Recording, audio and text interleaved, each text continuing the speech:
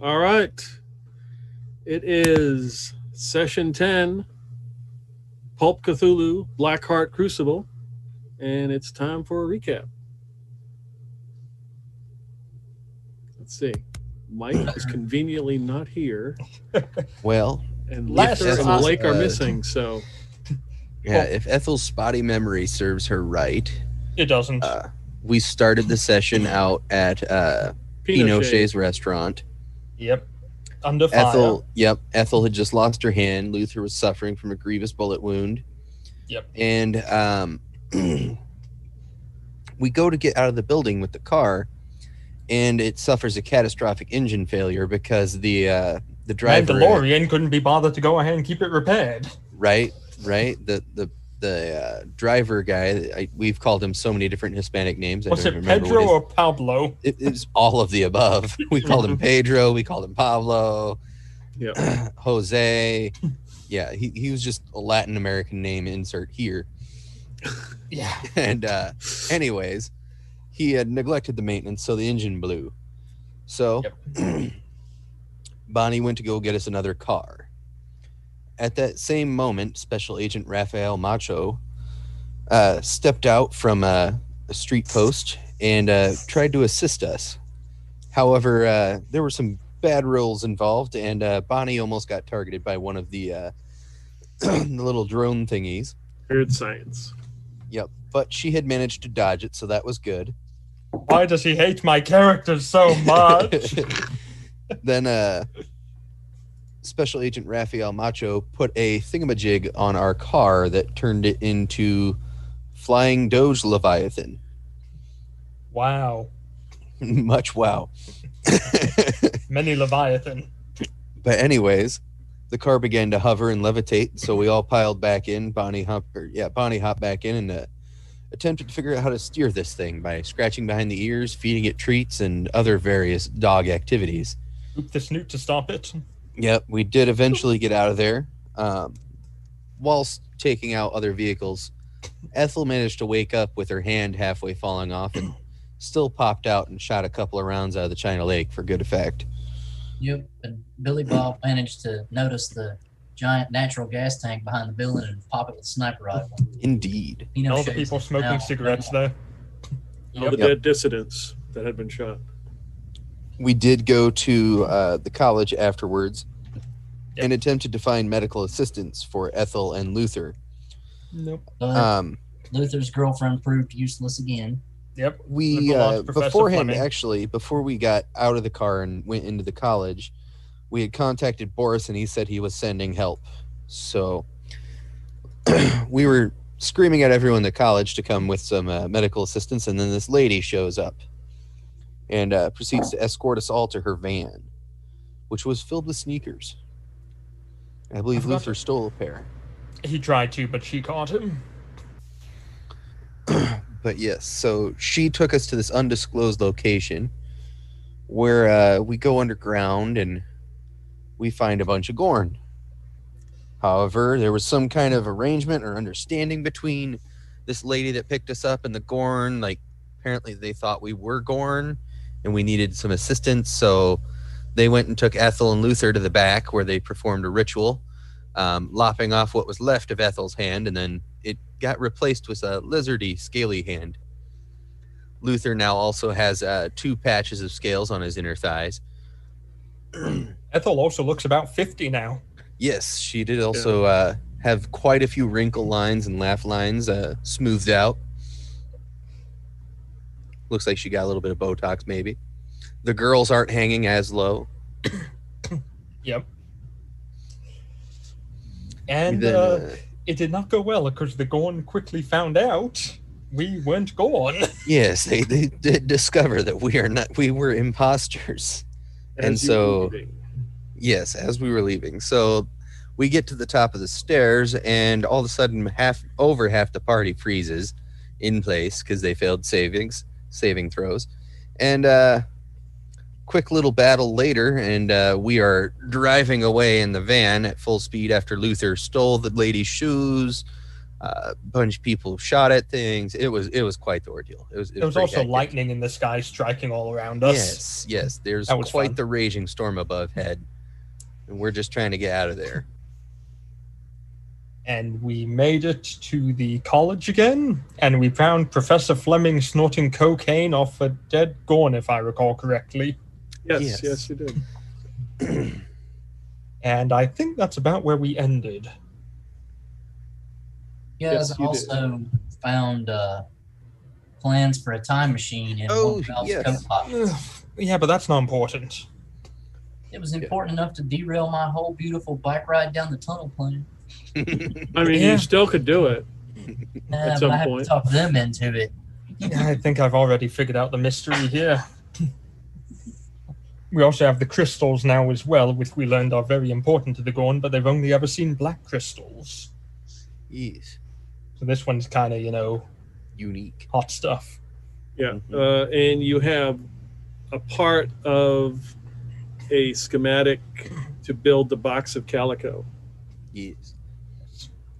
Which is supposedly a time machine of some kind. Yes. It's supposed to lead to a place that where you can go to all possibilities. Mm. You could go to all worlds. Mm-hmm. So as you are in the university, and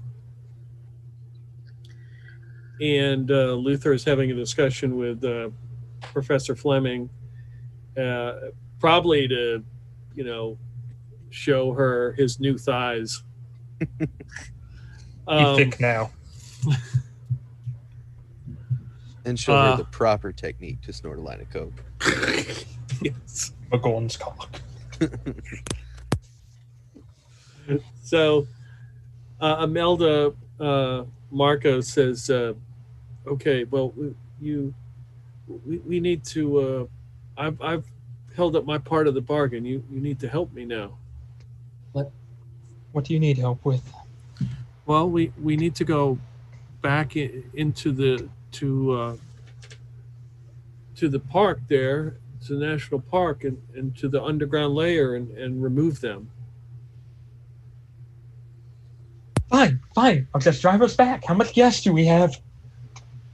We can't take my vehicle. They will know now that they will come after me. Well, is there any vehicle out here we can take? Well, there's the Rolls that's been damaged is out in the courtyard. Yeah, it's shot to shit. What else we got? We got some bikes. Let's not go ahead and spend the next 3 days trying to get there. How far was it, Peter? It was a 45-minute car ride out there. Well, how fast was the hag driving? Pretty damn fast, if I recall correctly. Probably 80. Listen, honey, Oh, yeah. about how many gone are we looking at? I mean, probably up to 20 or 25. But if we catch them,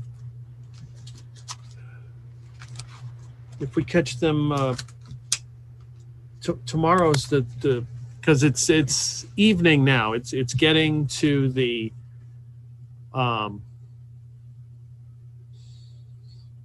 it would be, get my times right. It's getting to the close to the second sunset. So it's getting dark. She says that you would probably have to wait till the next morning because it will be Saturday, and hopefully they don't have as many people working there. Yes, I do recall. Saturday is a holy holiday for the Gorn. I'm full of shit. So, They play kickball. They got So- their kickball leagues. That is true. how did we end up having to help you remove Gorn? Because I don't recall any mention of Gorn before we went to this facility. Did you make some kind of deal with Boris? Yes, Boris, I offered my assistance to get your friends healed, and in return for you removing the Gorn from the national park, from this temple. Why didn't you tell us about this plan before we ran away from the place? Because we have to regroup to make sure we have a proper plan. That was the easiest way to get to them to treat us. We could not go in there and expect them to help us by firing and attacking them. Well, I mean, they helped us. I just wants to make something clear. When you says remove Gorn, we're talking about eliminating, not just actually getting them to leave. Yeah, Yes, like a yes. torch and burn up. Yes, we need to kill them, and the high priestess as well. Where's the high priestess? The one who is in charge of everything in the temple. How big is this temple? It's pretty vast underneath the mountain. Tell Let me. see that phone. What? Let me see that phone of yours. Yeah, she'll hand to Billy Bob. So, Tell me now, honey. Is there any particular weaknesses the Gorn experience? They can be deceived very easily. Because, I mean, so far, they seem pretty resilient. You seem pretty capable. Yeah, but they seem a little bit hard to put down. You know, the last one that I killed, he took about 4 rounds. Well, they might be tough, but we certainly don't struggle with killing them. We've already proven that. It's more the numbers of them and the vastness of the facility, and if they're able to call for reinforcements, that could be That's a what problem. I'm saying. If Yeah. we go in and we start blasting, then we might get overrun in numbers and whatnot. Look, choke points will help with that, but Gorn aren't too bright. They follow the leader. If we make ourselves seem like the leader, they'll just walk into whatever trip we put. But look, I'm no fan of the Gorn myself, but I'm just wondering why these ones gots to die. They're problematic. They are trying to bring forth some kind of horror from beyond, and they need to be stopped. What do you know about this horror? A name? Any mythology about it? They call it the crawling chaos. I don't like the sound of that. Ethel, why is there no contacts in this phone? What do you mean contacts? How do I get a hold of your boyfriend? I mean, Boris. You just dial his number. It's not in the phone. Well, yeah. You ain't never used a payphone before? This is not a payphone. It's a cell phone. It's the same concept, only it fits in your pocket. What's the phone number? Hell if I know, I just punch it in.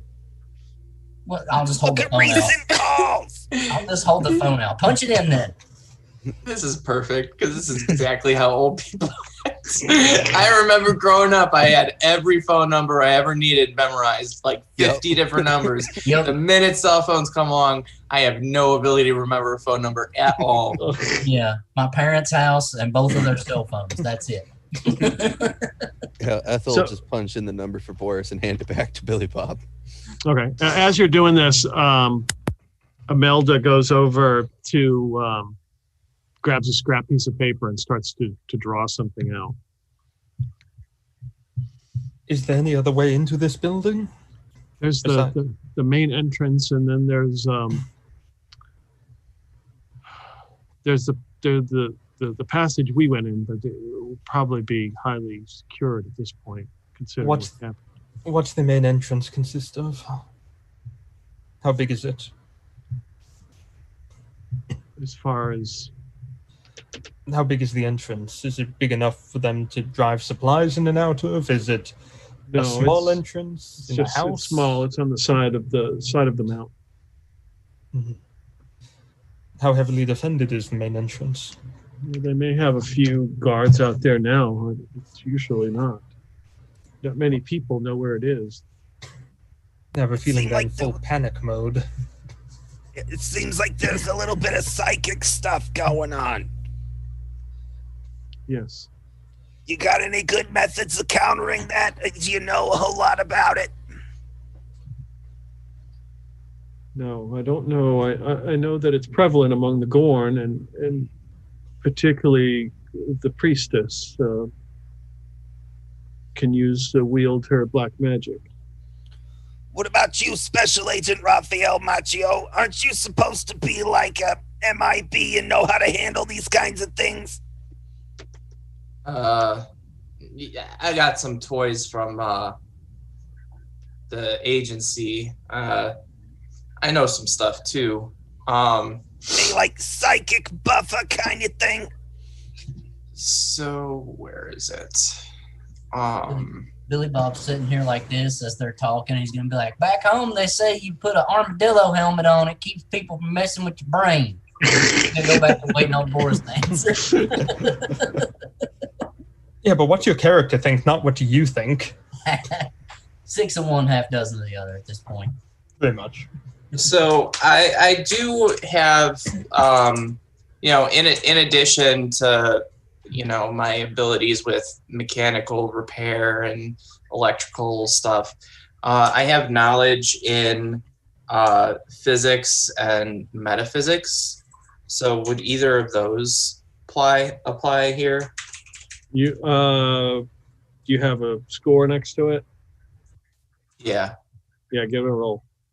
Josh, give me a D6 roll while I think of it. Or do you make me do this? See if your character dies for asking too many damn questions. That's a 6. Add 6 points to weird science because you drove the vehicle that was the puppy. Oh, Jesus. Was that the puppy's name? Was it Jesus? Jesus. So I got a success.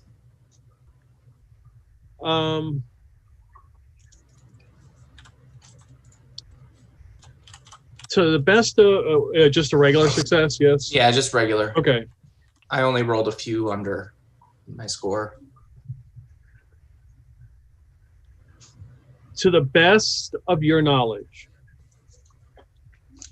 there's like talisman or some sort of different chants or all these. There's all these ancient rituals or things that can prevent black magic, like things that will keep you from being hexed or whatever. But really the only effective thing for sort of any kind of mind altering or things like that is tinfoil, and literally wear a tinfoil hat. Mm-hmm. Okay. So back in my MIB days, believe it or not, they tell crazy people, they're wearing their tinfoil hat and everything. Those people actually weren't so crazy. It actually did block out people from looking in on their thoughts. The thing is, most people didn't have thoughts all that interesting. Those people weren't really targets of that MIB, but nonetheless, it's effective. Thing is, the Gorn ain't too bright, but they'll see that a mile away. So they'll know what's up if they're seeing the tinfoil. I'm sure of it. Well, hell, let's go to Costco and get some tinfoil. I don't think it's called Costco here, Grandmother. It's probably called Jose's Market.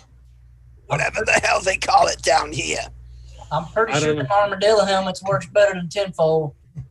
Maybe tinfoil inlay in the armadillo helmet might work. I wonder how you could end up with a roll of tinfoil. I don't have any idea. I mean, I've got $5 and there's probably a convenience store around here. I could just go ahead and ask Boris to bring to send down a supply vehicle with everything we need in it. We're at a college. There's probably a cafeteria somewhere. We could just send Luther to steal some tinfoil out the kitchen. Oh, shit, you're right, honey.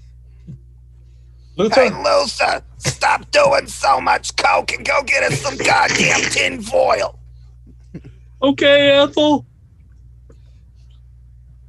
I mean, he probably has some in his pocket anyway to melt his meth on. Just saying.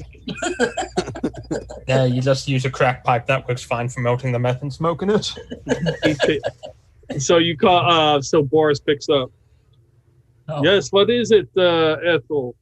this is not Ethel. This Oh, is Billy Bob, hold on. Yeah, sorry, I was watching Moscow Price is Right with Yakov Smirnov. Oh, okay.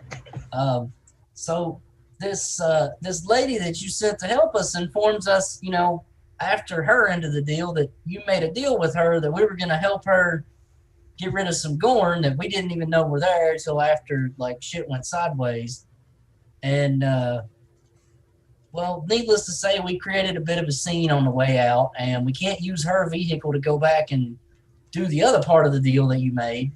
So I was wondering if you had any contacts down here that maybe take care of their car, because this other guy you sent to pick us up in the rolls didn't check the oil and the coolant and shit, and now his car is blown to hell, and we need a ride. You're telling me you need ride? Yeah, we're at the college. At the Right. university. You just can't go accommodate some vehicle like you've done before? I We do don't know. have I'm Luther. running out of contacts there in Valparaiso. I'm new to this. I'm trying to go through official channels and shit. You want us to just do a little bit of sneaky shit? I fully expected you to do sneaky shit. Well, hell, that's all you had to say, boss. I didn't know we were doing the sneaky shit. I thought we were above board, going through official channels and stuff. I don't recall ever going through official channels, but sure, Billy Bob. I'm new to this, okay? You didn't give me very much instruction. Bob, what the hell part of blowing up a bomb inside of a hospital? Says official channels. That sounds like government work. Or threatening everyone out of a restaurant with a robbery? As a former federal official, they don't really do much in the way of informing you of policy and procedure anyway. So that seems to be the modus operandi or whatever it is. Oh, I'm sorry I bothered you, Boris. Go back to watching The Price is Right, buddy. We'll do some sneaky shit and we'll get this taken care of, buddy. How is Imelda doing? She's fine. Luther took her shoes, but she doesn't seem to mind. Okay, just keep an eye on her. Why? You want to elaborate something? No, just keep eye on her. These contacts here are just sort of sketchy. I'm doing best I can. And you want me to like protect her or like make sure she don't stab us in the back? Both. Okay, well I'll protect her unless she tries to stab us in the back, and then I'll shoot her in the face. Very good. Yes, I wouldn't expect otherwise. All right, go. No, that is too low. 500 rubles! Click. So Raphael, Special Agent Raphael Macchio, looks around. Are there any other vehicles in the vicinity? Parking lot or something? Yes, it would be. There's the security guard's vehicle out there. I will let you. Isaiah, go ahead and give me a vehicle. What's out there? 1983 Ford Bronco 2. There we go. Oh, easy. Oh, Special Agent Raphael Macchio begins bounding over to the car and tries to jimmy it open in order to start hot wiring it. Okay. What skill do you have? So I have mechanical repair, electrical repair, operate heavy machinery. Probably, I think mechanical repair to open it up, and then electrical to hotwire it. Seems about right. It's the door's open, so you can just go to straight to hot wiring it. Perfect. Success. Okay. Yeah. Barely, but success. Okay. It comes to life. All right, we got a ride. Good job, honey. I'm good with these things, but I'm not that great of a driver. I'll take care of that. Speaking of Don't which, worry. how much ammunition do we all have still? Ethel's got about 100 rounds left in her purse for her handgun, but her handgun doesn't exactly blow through ammunition very quick. No China Lake? China Lake, I think she's only got 5 rounds left, including the 3 that are in it. Mm-hmm. Kind of been burning through that ammunition at a pretty accelerated rate. My bombastic cicada has got like 20 rounds before it needs to be recharged. I have no idea how much sniper rifle ammo Boris gave me. I think he said a box. So That's normally about 20 rounds in the box. Okay, so I've probably got 14 left. I think I've only fired it a few times. All right. I've got plenty of shotgun shells. I only have 137 rounds left for the MP5. Well, yeah, but you fire off like 30 rounds at a time, where the rest of us fire 1 or 2. Well, I just like to kill things. Now, is that 45 ACP or 45 long Colt? 9mm, it's an MP5. Oh shit, I thought you said UMP 45. No. That would be 45 ACP. I mean, what's this country using primarily? Soviet equipment? Yes. Second World War surplus or more modernized? It would be, it's not modern. It was probably 7.62. Okay. Or Makarov. Oh, it could go ahead and be a 7.62 by 29 PPS-8 rounds. They probably have some of those lying around, which could be useful. Okay, then. Check the back of the security guards. That's where I'm about to go. Yeah, I'm gonna He's check. a gun nut. Otherwise, he wouldn't be a security guard. There's probably 3 or 4 submachine guns back there. Yeah, I'll go to the security guard terminal. What they got in there, Peter? Okay, so you're going to go back inside of where the security guard is in the university? Yep. Ooh, I think that link is probably broken, but that's what Yeah. the car looks like. Okay. Yeah, that's not it's not a link so much as just a string of random. Isaiah, I don't think you can send that kind of thing over the internet. Blockchain. Are you mining Bitcoin? Oh yeah, streams work great for that. You use other people's servers. There, that one's a link. Is he mining Bitcoin when I get there? No, he's not. He's currently talking to Imelda, and you realize on his hip he's got a pistol.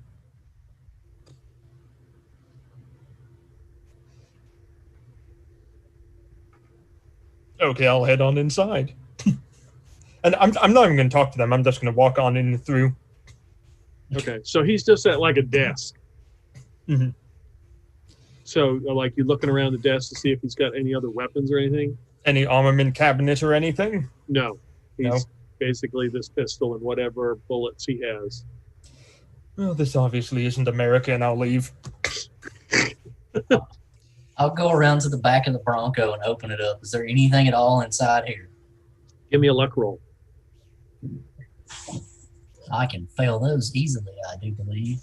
Not too bad. That's failed by 7 points. Okay. You find a couple loose rounds and a couple screws. Loose as well? Yes. I'll put the screws in my pocket. What kind of rounds are they? 45. Oh, I'll put those in my other pocket to give to Bonnie if she shows back up. Okay. A round of ammunition that's worthless to me. Yay!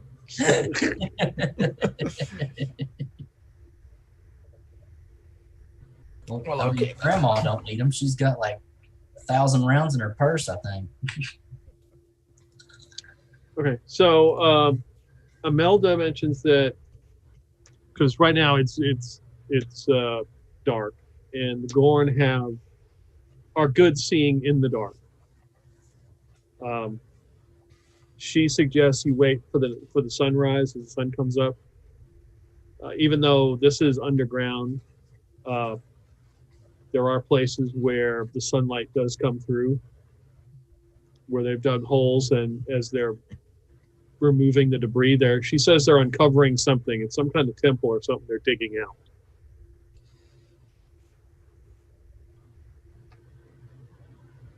I have to check something real fast. Actually, if you don't mind me asking, do you know where I can get clothing?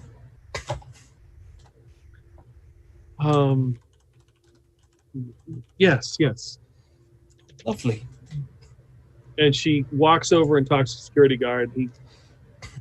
He goes and runs. You see him run down the hall. And he goes into one of the offices. That's very convenient. Thank you very much. Why does Bonnie need clothing? She's in a Because bikini. Boris sent me here with nothing but a bikini. So that's the kind of man Boris is. Literally, in my bikini bottom, I have nothing but MP5 magazines. So between going over your Amazonian hips and a bunch of MP5 magazines, how much tensile strength is left in that spandex? Not much. Oh, I'm sure some of it's handled by the meat purse. If only I was that lucky to have one. No comment. Give me a luck roll. Bonnie. Oh, God. Why would you do this to me, Peter?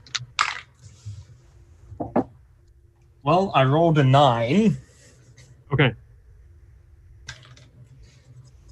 Peter just has a list of clothing to give her, and he's been keeping it for all this time. He comes back with a tracksuit. Oh, boy. Here we go again. Does it look like it fits me? Yes, it happens to be to fit you. To fit how tall I am? Okay. Perfect. Probably for a man, but Yeah. Yeah, we should be able to get them. Peter, would we be able to get thermal goggles? They did exist in 2008. I would say yes. The danger of going into town is that everybody's kind of looking out. Everybody's on alert. So the whole yes. town's against us now, correct? I wouldn't say the whole town. I would certainly that district that you were in is against you, and there's probably some kind of state of emergency, or they're probably looking out for your group. But Peter, are you against us? no, I'm on your side. I'd like to roll an insight check to that. No, Imelda will tell you that she might be able to negotiate some. You're looking for NVGs? Anything that can give us assistance inside the temple. Apparently, these things have very good night vision, and while the temple will be easier to see, it's still going to be pretty damn dark by the sound of it. Okay. Wait, do they not have any lights in the temple? I missed that. Sunlight coming in a few places, but it's not fully illuminated, most of it.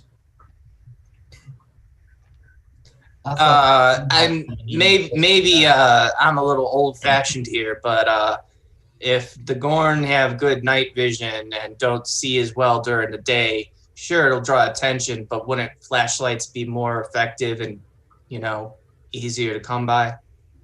Do they not see as well during the day?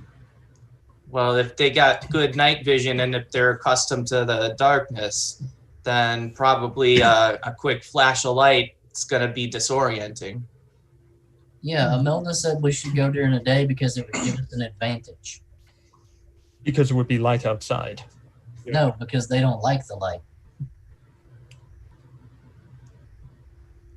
I mean, this is the first I'm hearing of it. I've been living with the Gorn for a while. I haven't really noticed that they don't prefer to be in the light per se, but what do I know? I'm just a turtle. That is true. It's not that they don't prefer to be in the light. It's that they can see well in dark. Melda says that she can get you 3 sets of NVGs and 2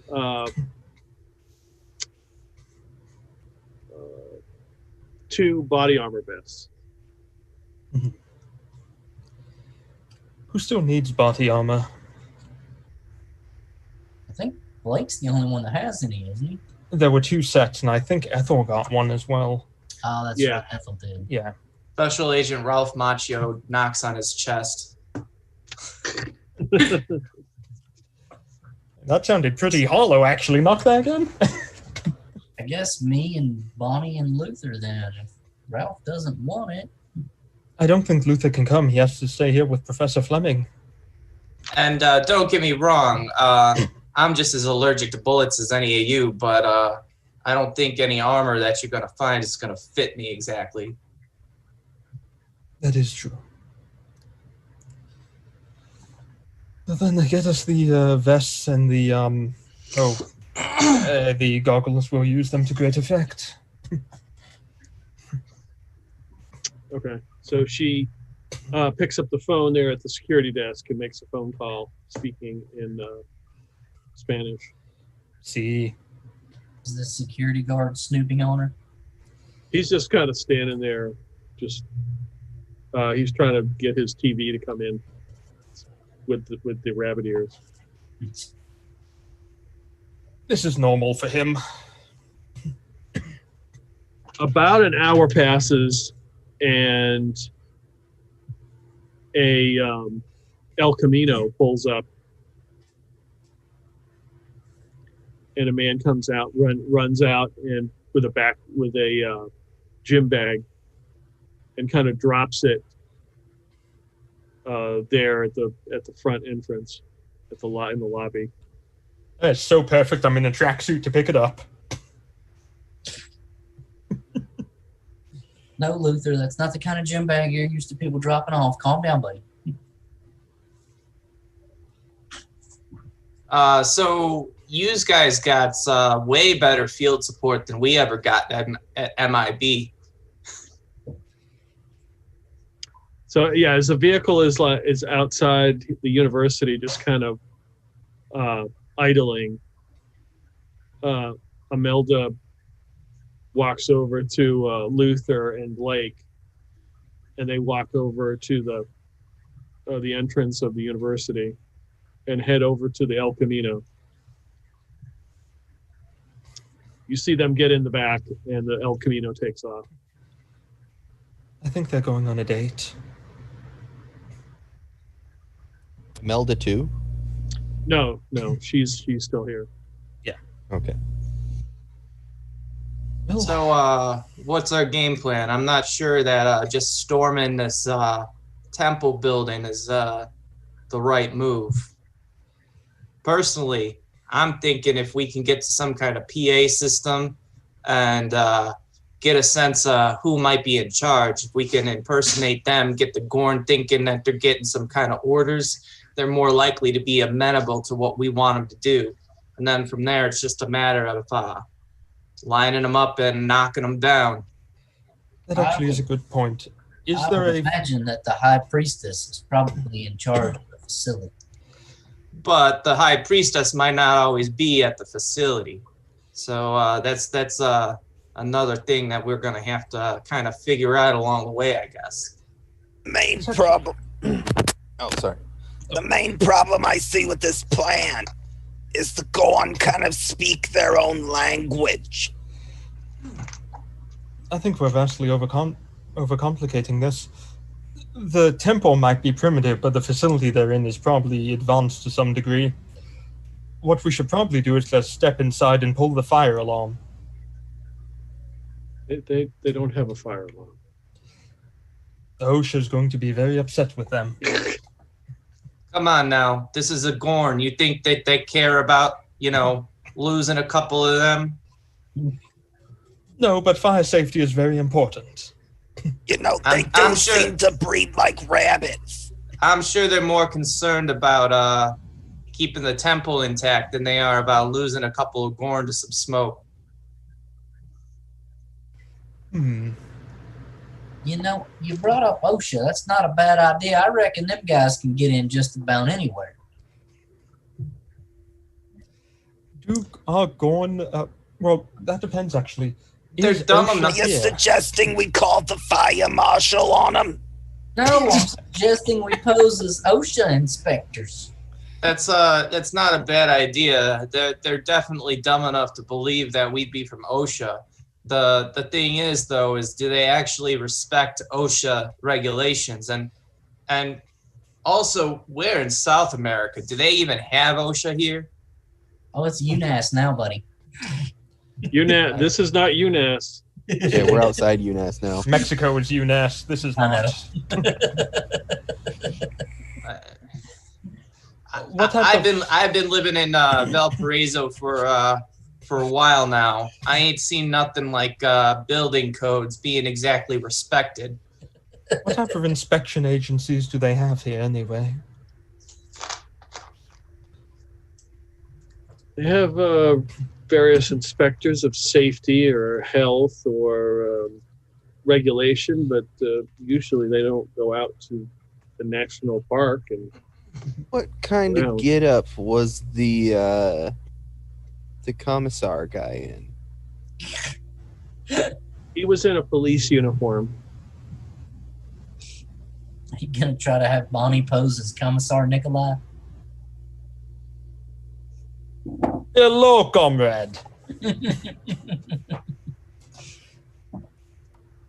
not a bad idea, but I think the main thing is we have to get them out of the facility somehow. That's all we need to think about. So, what is one way to get people to flee a building? Set it on fire?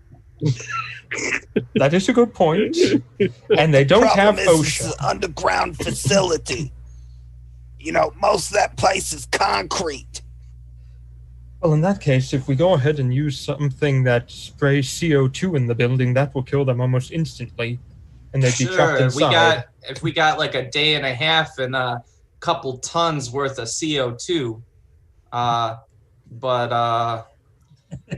An M2 flamethrower seems to do a job pretty well. Though I don't think we have access to those, unfortunately. Let's see. We could hook some tubes up to this Bronco and run them into one of the windows. That would take a very long time, Billy Bob. And they also have the back door. And so much gas. We'd be spending a fortune in gas. In addition, any kind of ventilation system they had would nullify that effect. So, how much do we care about this building or this complex being kept in one piece? It is important to keep it in some kind of working condition. So it's just a matter of removing the current residents. Yes. I take it you wish to take ownership? Yes.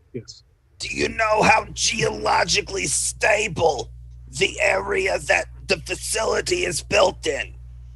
It's fairly stable, as from my experiences in there. They haven't had any cave-ins or anything.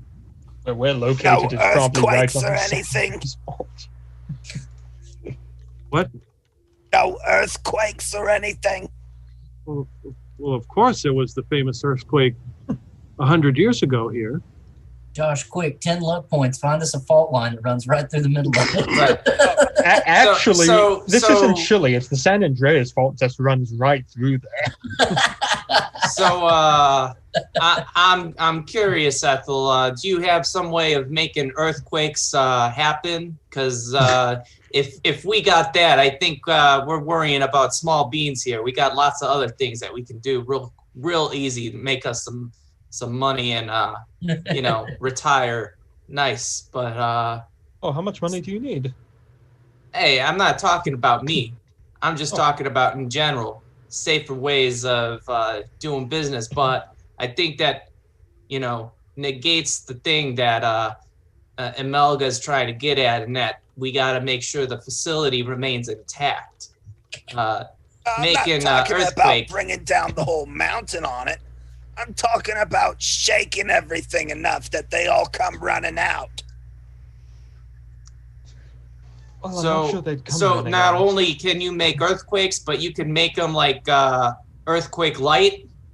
No, we don't have to make an earthquake, but we gotta make it seem like an earthquake's going on. Well, how are you going to do that? Have Bonnie do jumping jacks upstairs? I really think we're overthinking this here. Like I said, we go in, we sneak in, see the situation, get some intelligence, and work off that. Because everything else seems like conjecture, and let's be realistic. We're not going to make any earthquakes happen. We're not going to fill that place with enough gas to knock them out or anything like that, unless you guys got some several hundred neurotoxin capsules that can be tossed in. But Yes, right over here. No, I was more thinking along the lines of stopping at a couple of local hardware stores and picking up some supplies that I could use to make a bomb. Set it off above the facility on the edge of the mountain and give it kind of a nice rumble as some debris comes rolling down, Well, let's ask an important question. Pardon me. About how many Gorn are in this facility? Roughly 20. Yeah, I think she said about 20. 20? Not really a big deal if there's only 20 of them. Yeah, actually, as I'm thinking about it, They'll be seeing taken out that in giant pockets. gun that you're wielding, Bonnie, we might want to just take our chances with a frontal assault, since, we can mow down a bunch of them with that thing. Be possible to get a PPSH-41. I like the idea of the 71-round magazine that thing has. What the hell was in that bag? Let me take a look. You have 3 sets of Russian NVGs and 2 bulletproof flak vests. Do the Russian I'm still good on NVGs account I got shot in the hand. Do the Russian NVGs do they have made in Taiwan written on them or anything like that? Yeah, they'd be Soviet. Made in This is big Poland. ass I think Cyclops ones. I'd trust them more if they were made in Taiwan. Are they the big ass Cyclops ones where you just got like the huge ass? There you go. Yeah. The googly eyes. Well, we do have to worry about the back entrance as well that we came through the first time. Well, I mean, we just park a car on top of it and call it a day. Then we need 2 vehicles to do the job. No way. Hold on. I'll go over and get one of the bikes out of the back of the rolls and throw it in the back of the Bronco. What the hell is that gonna do? I'll park the Wait a minute. Bronco on top the back entrance and then ride back down to where the rest of you are. Well, wait a minute. If we got some of them scrambling out, is that really such a bad thing? I mean, one, that's fewer that we got to worry about putting bullets in us. But also, if the main objective is just to get control of the facility, then, any stragglers that can be dealt with later on. Well, It's more them coming from behind at us. and another problem, Ralph, if we let any sneak out the back, they might go warn the others and bring reinforcements. That's true, Imelda. I mean, that How whole- likely are we to encounter reinforcements? I'm going to take care of that. Right. You have a T-34 ready, don't you? No, I'm going to cause an incident in the district, and the Gorn will be distracted. T-34. Why so old school? She's got a T-54. Because this place is cheap as all hell and we're in South America. Imelda, how defensible is this facility? Like, if we take it and we're able to secure it for you, like, how likely is it that any kind of counter offensive is likely to be successful? Ralph, that's I not... don't think there will be a counteroffensive. My organization will move in and be able to take over the facility. Ralph, you're worrying about stuff that's above our pay grade, buddy. That our job is to help her get it, not to help her keep it. Hey, I'm not saying anything about like thinking too far ahead, but that is a smart way of doing business in my experience. But what I'm thinking is if we just get them to run scared, that's fewer that we got to worry about and deal with. Then if we're not so worried about them running up to their higher ups and getting reinforcements, that just makes our job easier. We don't need to track each one down and kill it per se. We just got to make sure that they scram. Yeah, that's true, Imelda. Are you talking about having a full extermination or just a removal? Oh, you mean of those in the facility? Yeah, Well, they need to be just executed. They're not. to the last man. Well, I It's, mean, a high percentage above 90 would be nice. it's fine, guys. I know how to drive the Bronco. I can move it up to the back entrance, ride my bike back down to where I dropped you off. We'll group up and just frontal assault. It'll be fine. This has been like 2 sessions we've had. Damn it! Let Billy Bob ride his bike, okay? Please. But Billy Bob, you forgot, Luther accidentally slit all the tires on the bikes because he didn't know what he was doing. No. Luther, You told him to let the air out.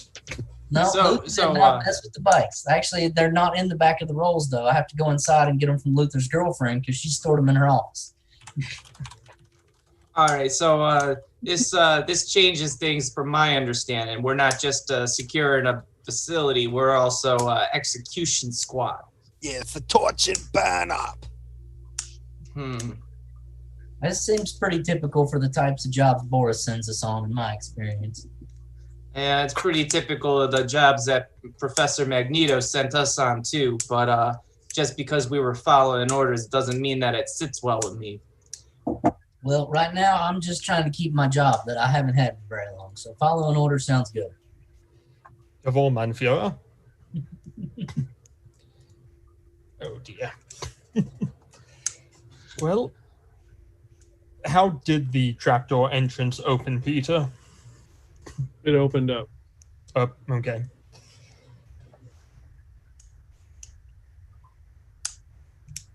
Well, the problem with us just sending Billy Bob by himself is that entrance is also the one that's heavily defended at the moment, because that's the one we escaped from and went into. And there's a good chance of him being gunned down into little giblets if he goes alone. What? Well, that's true. That's exactly what she said, is that entrance is heavily defended now. I would imagine that would be down inside, though. I doubt they're, like, posting Gorn out by the Well, I mean, table. Billy Bob can get a close distance, enough to see if there's guards outside, or if, they're just waiting and lay inside. I mean, if it makes sense to use, guys, we could just do a attack both sides sort of thing. Like, I can go with Billy Bob, and we could take care of that entrance. You guys can take care of the back, and we meet somewhere in the middle. That would work a lot better. Do we have schematics for this facility? Yes, a map was emailed to us. Yes, but What do the our hell's an characters email? have access to that map?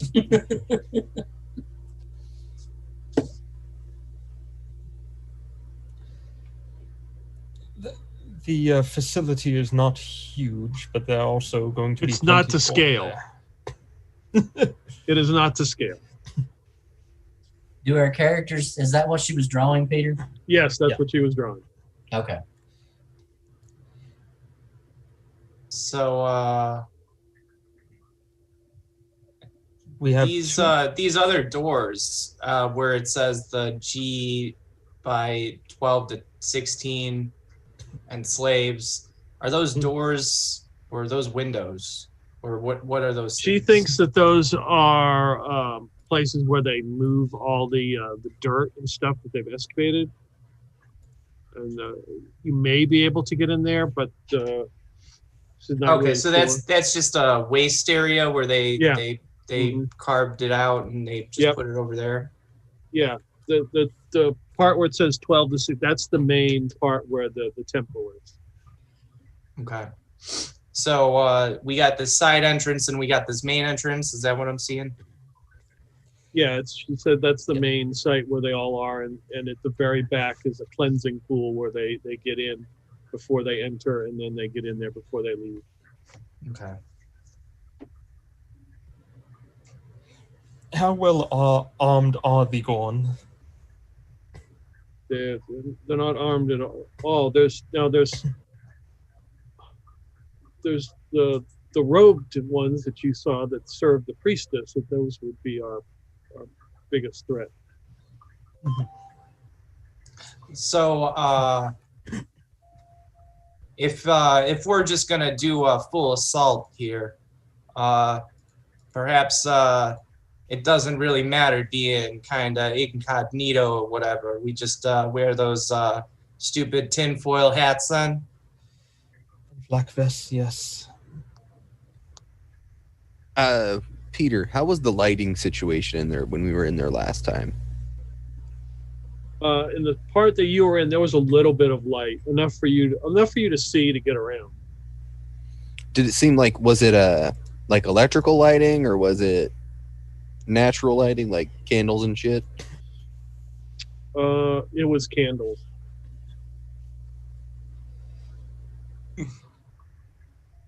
What's closer, the main entrance or campsite 42? They're about this. Just depends on which way you go when you get into the national park. Because it might make more sense for us to drop you at campsite 42 first, and if there's anyone outside, we'll have all the guns trained on them to deal with them. Then we head to the main entrance, me and my grandmother.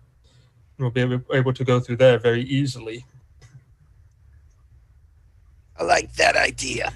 Because we do expect that one to be more heavily defended anyway. You got any fancy gadgets to help douse candlelight? I mean, I think they invented that before with squirt guns. Well, no, I mean like in mass. No, I mean, Ethel, the thing is, the Gorns see fine in the dark, so dousing the candlelight's not going to help us. I've got an idea. Is it a good one? It could be. Mm-hmm. You know, we got that crystal that they all seem to like so much. Mm-hmm. Now, what if we managed to lure them all into a position where they were easily gunned down in a darkened area? What would a darkened area do for us? We have these Russian NVGs. They And- don't. They see perfectly in the dark, though. That's why we got the NVG, so we're on an equal footing. I didn't know that. And we only have 2 NVGs. There are 3. 4 of us. 3 NVGs. Oh, Well, you're a weird turtle person, aren't you? Don't you see good in the dark or what? That's Emma, racist. that's racist. What the hell else? I'm am sorry. No, supposed I to gotta call be it? more specific. That's specious. she's old. She doesn't know any better. But anyways, do your eyes work good in the dark? No more than yours do. What the hell is being a good goddamn turtle person good for? What the fuck does that mean? Well, if you're not any hardly different than a regular person, the only thing I can see as like an advantage would be that shell. My advantage is having a working brain and able to help you guys. You know, are you gonna come at Bonnie and being like, "What the hell good is she? Because she don't got no genital like balls or what the fuck you I'm trying to just say?" curious. How do you know she don't have any balls? Did you peel her bikini back earlier? But that's what it's I'm pretty saying. Like, obvious. what does me being a turtle have to do with me being any kind of, I don't know, filling a quota or No, I don't know. I Some just shit. thought it would come with some special perks. I mean, does being an old crotchety bitch come with any special perks? I mean, Now, a promise little me bit. Bonnie has bigger balls than Luther. I'm If so you confused. want to, whoever has the lowest luck can roll. If you want to have the crystal, because technically Luther's got it, and you, if Yep. you were to make a luck roll, he would have left it if you plan on using it. Oh, that's true. My luck right now is at 55. I've got 60 something.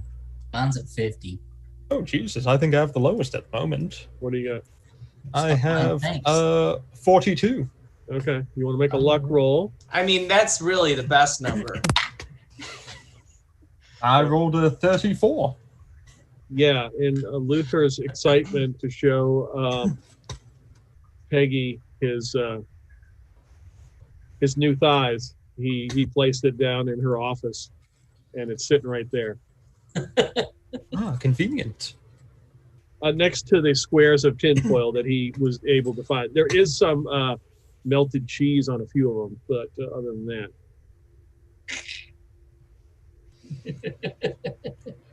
Well, I don't really know if we'll be able to get the crystal to affect them in that way. They might want the crystal, but they might just kill us to get the crystal as well. I'm not sure it's good to give them any opportunity to perhaps take that crystal away from us, even if we're using it as bait. Yes. Might be a good distraction, though. Special Agent Raphael. Now, is it possible for you to do a full tuck. What are you defining as a full tuck? Like normal turtles do. Oh, like drawing my head into my shell and all that shit. Well, and your arms and your legs and stuff. Yeah, I don't know if you can tell, but I'm not quite built like most turtles. So that comes with. I don't know your biology. Right. I mean, I can do it to a point, but I'm anatomically, I'm not quite the same as those turtles that you find walking about. Ethel, where are you going with this? Why do you care? Well, a very armored turtle would be a good person to use as a distraction, holding the crystal. So I think draw their fire, so to say. I think some stereotypes need to be put to rest here. So just because I got a shell doesn't mean I'm bulletproof. 1, 2. I don't have that room in my shell like that to just draw my arms and legs in, and even if I did, I wouldn't want to just sit there with gem in me, hoping that nobody decides to come over and put a gun in my shell and shoot me. So that's what I'm saying. We'd be shooting at them while they're trying to get to you. Yeah, I was just curious. I didn't know your biology, I think we need to stop with all these crazy plans and just drive over there, block the back entrance, walk in the front door, and gun this place down. Yeah, I was just trying to exhaust all options, explore the possibilities. I don't think they'll be distracted. That's fair, Ethel. I think we got on the wrong foot with all the racist, specious shit that you've been saying, but I do appreciate that it's not often that you come across a turtle person such as myself. So I'll let some of that shit slide, but, basically what I'm saying is... I wasn't trying to insult you. I was just trying to figure out, what you bring to the table kind of thing. Right. So outside of my, technology that I stole from MIB and being experienced with the Gorn and this box of calico, you just look at what the color of my skin is and what that means in terms of what I bring to the table. So I gotcha. I see where you're coming from, but this week on a very special episode of Pulp Cthulhu, racial barriers will be shattered and love will bloom. Can a grandma love a turtle? Find out. This is the new version of Driving Miss Daisy. Yep. I think it's time for an intervention.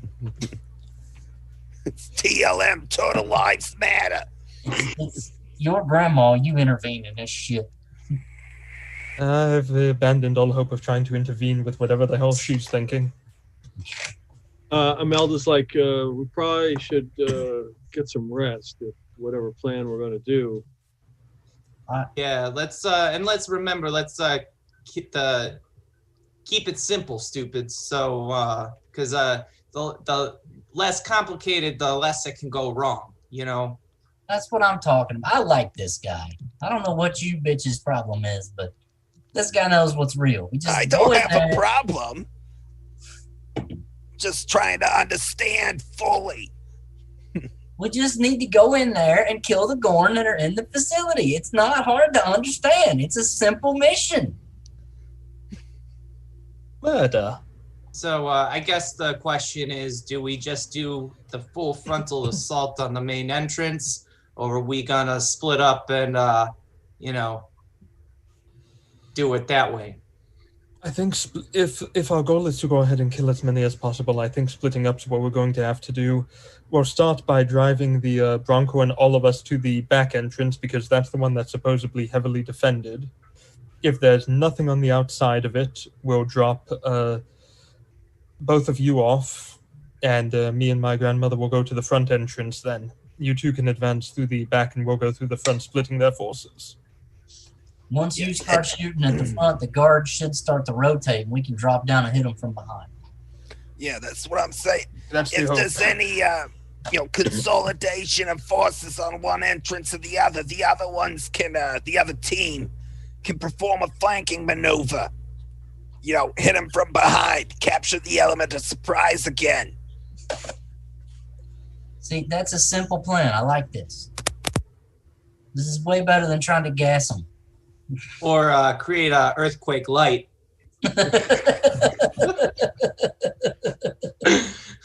Honey, put your flak jacket on. I have it. For 10 luck points, Peter, can I get 500 gallons of neurotoxin? So I can just pump down in there. DX gas. No.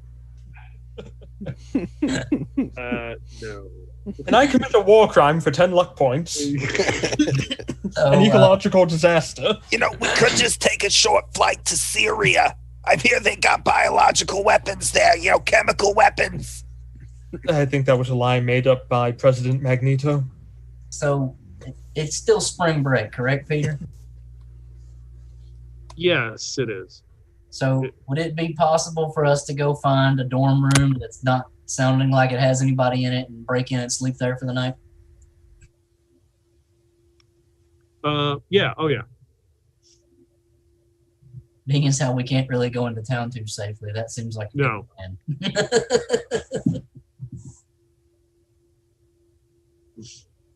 No. It's like 2 a.m. and sunrise is about 6:30. In the meantime, I'm going to stop the car from running still so we're not wasting all the gas in it. Okay. A good idea. Yeah, the security guard was watching, seeing what you're doing, and looked like he might get involved, and then just decided he doesn't get paid enough, and it's probably not worth his time to get involved. And you can have his vehicle. We got a grandma with a shiny leg. I think his argument's invalid. And a turtle person. Yeah, so it's like, By the way, just as a reminder for everybody, a mulleted turtle person. Yes. Yes. Right.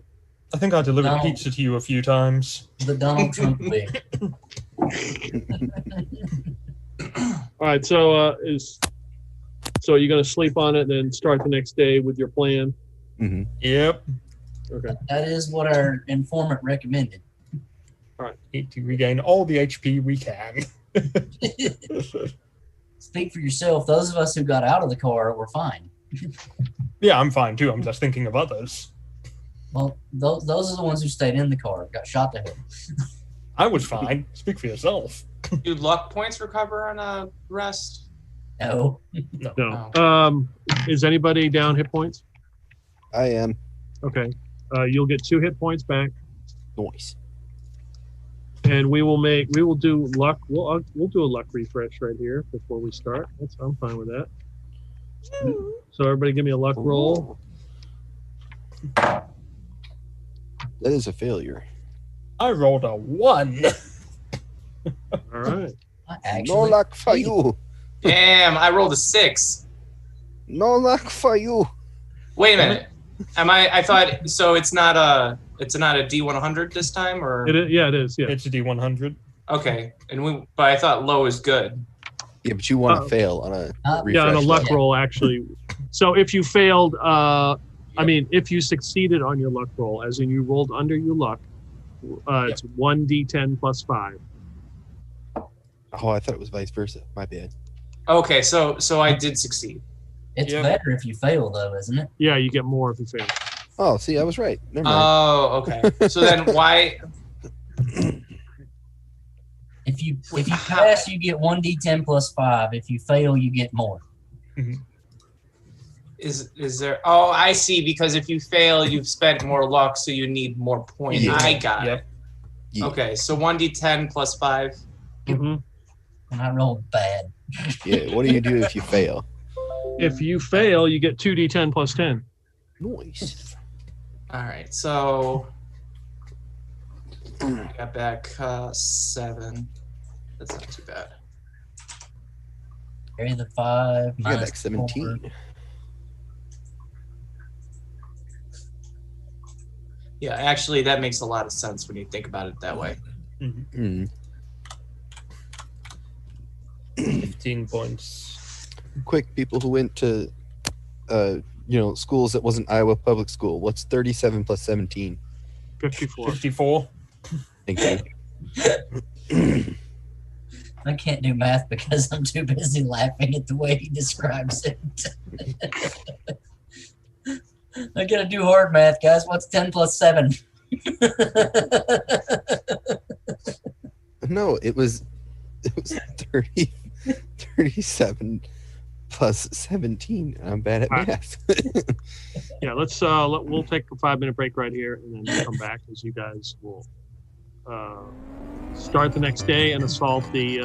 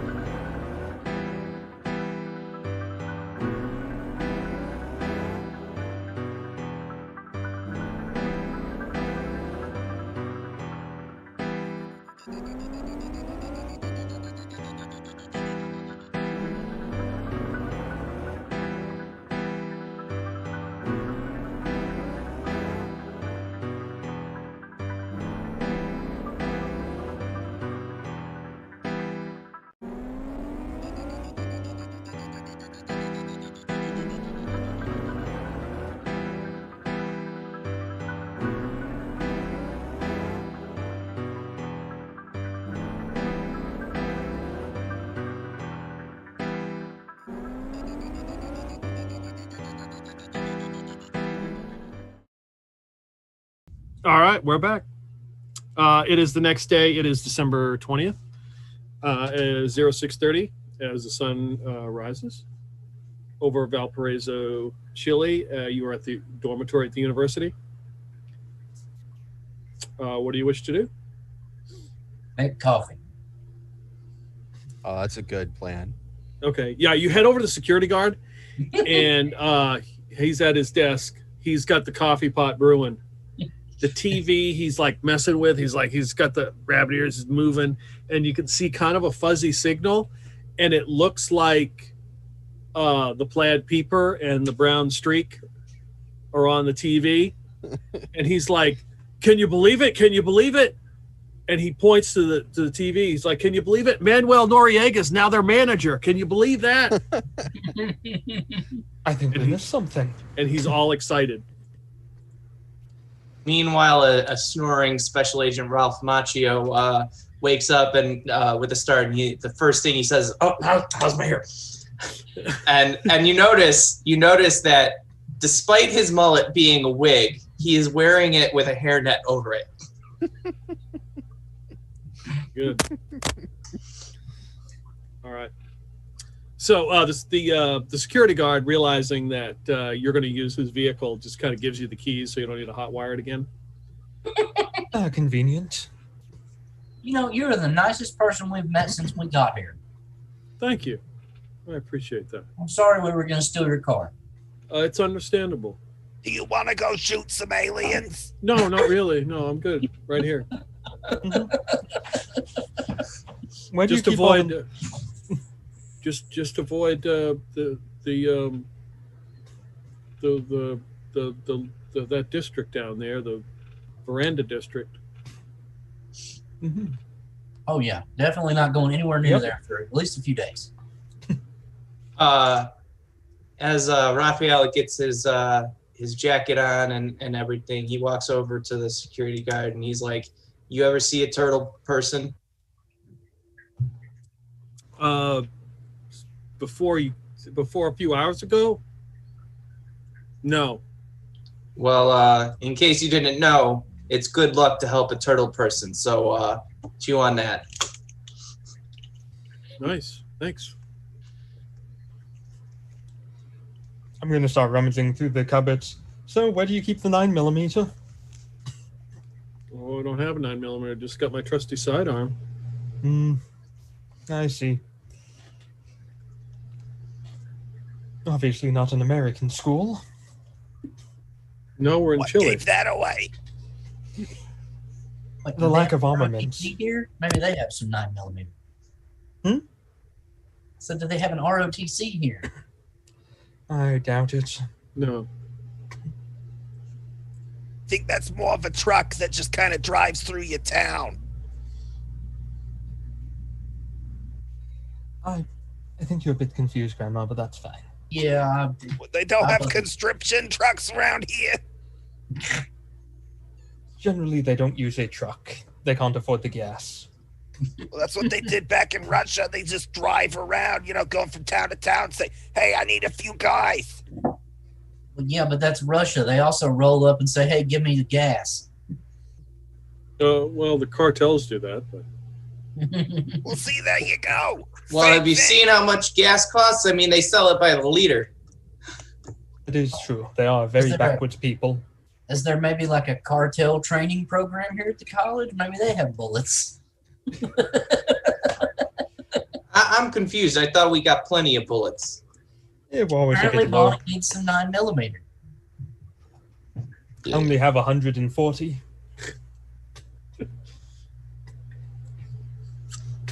Imelda comes out. She's got like a rolling suitcase with her. Sorry, it took me a minute. I had to decide which pair of shoes to wear today. What? Are you planning on coming with us? Like inside? Of course, you need somebody on the inside to help guide you. But I thought you were going to make the distraction downtown. That's people already been were. done. Oh. Okay. Well, would you like some coffee? This nice gentleman here that's loaned us his car has made coffee. No, I'm fine. Can you go and drink coffee? It's It's okay. More of a tea You want a person? cigarette? Is it what kind of cigarette? Menthol. They're good for you. No.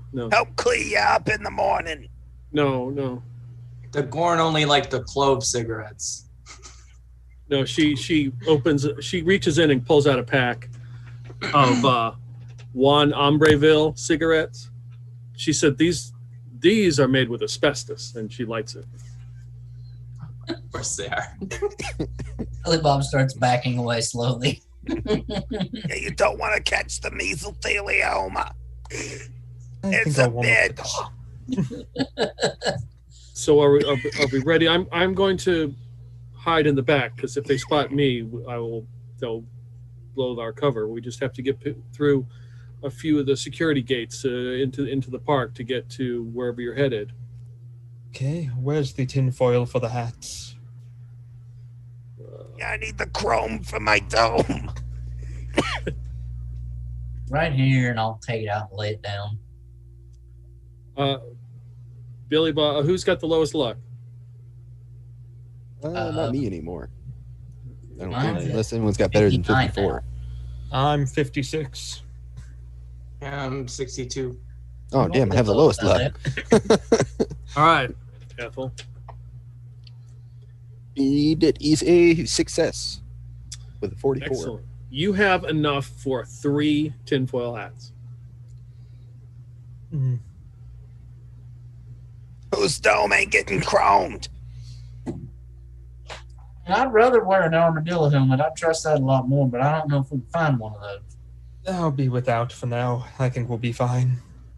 I don't know if I like that. You're the one who does the crazy dumping the whole mag into everybody. What's your point? I don't want them like brain controlling you and having you shoot me. That's my point. When has that ever happened? I think if anyone is the best person to get mind controlled, it's probably Bonnie, given that we're going to be in very close proximity to each other, and you have a shotgun, and Raphael has some weird-ass guns that I don't know what they do. And you have a grenade launcher. Yes. That's why I'm the best one to go ahead and... Yeah, not that's have why it. I need the tinfoil hat. All right. I'm not sure I like this, but let's go. I'm just saying, as far as close-up damage or damage to a large number of people goes, it's probably best if we get sprayed with an MP5 compared to blown up with a grenade launcher or shot with a shotgun or some weird alien gun. Well, I read the rules, and the shotgun can only target one person at a time. So. Yes, but that damage is catastrophic.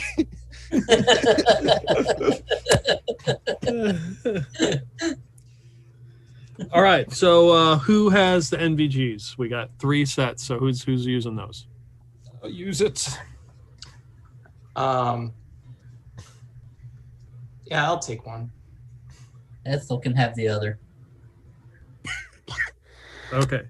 Billy Bob spent plenty of time. All right. We got the body armor. Who's got the body armor? I have 1 set. Ethel's I think, still got her body armor from the That's dead right. guard. I think Yep. Billy Bob was taking the other. Oh, okay. Billy Bob's All right. taking the other. And we got tinfoil hats. Who's got those? Everybody except Bonnie. Yep. Okay. So you get in the Ford Bronco 2 1983 and begin to head out, leaving the university. Oh, I just realized for solidarity's sake, the Bronco 2 did not exist until 1984. Well, it says 1983 to 1988. This is an alternate universe, so it was, Oh, this is true. It's an early model. Yeah, model years is 1984, but it was produced in 1983. So we Well, got an yeah. advanced model. Yeah, everybody knows the 2022 cars will be coming out any day That's true. now. So as you Yes. make your way out of the city, you can see plumes of smoke from the district, and you pass a couple T-34 tanks as they are moving in, and other various Soviet equipment. What the hell did you do? Oh, just some insurance to make sure that we don't have any problems with these Gorn.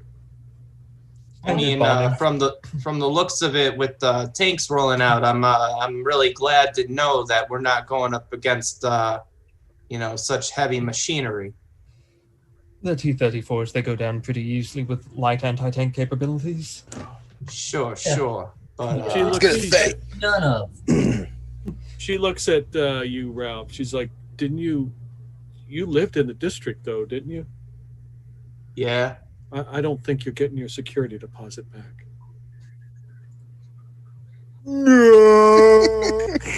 It was a piece of shit anyways. But at least thanks for the heads up. I'm gonna miss that pooch. Did you have your That was on Beanie his Bay landlord. collection? He hasn't paid rent in 6 months. Got like a beagle. Oh no, his Beanie Baby collection, it's gone. So you make the 45-minute drive out. There's no traffic out here. Oh, It's that's nice. strangely empty roads as you make your way to the first checkpoint headed into the national park. So 45-minute drive, no traffic, Bonnie driving. We made it in, what, 27 and a half minutes? Yeah. Not even. You pull up, there are two guards here wearing like drab brown National Park Are these a couple uniforms. of the... Do they work with the Gorn? As she hides in the back, she's like, yes, just you'll have to come up with something to get yourself in. Or they have like one of those little gates that come down Where are they standing? to the side next to their little Okay. hut. Well, Billy we Bob's could gonna stop stick and his head talk to out them. the window. Yeah, one's waving you, like trying to flag you down. Like, Oh, I could step on the accelerator instead.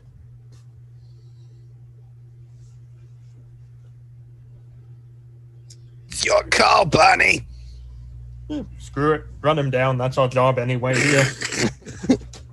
all right, are you going to go out of way to hit him, or are you just going to drive past him and break through the gate? Hit him. We can't have him calling anyone and letting Okay, them know there are what- two of them now. Yep.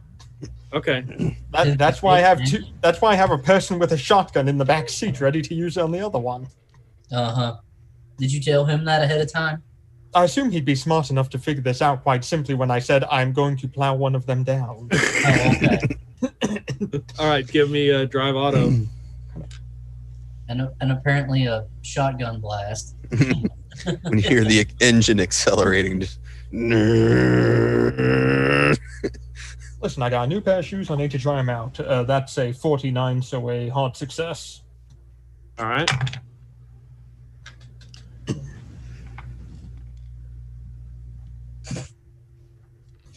All right. The first guy you just clip, and he goes sprawling to the ground. The other guy you hit hits the ground and slams up against the side of the hut they're building and falls to the ground. And you drive right through the barricade. It's just one of those simple little, wooden arm things. You just break Back right up off. over him, make sure he's dead. Pacifist run. Pacifist run. I am not shooting anyone. We ain't got time for that. We need to move. And then with that, Special Agent Rafael Macchio takes out his bombastic cicada.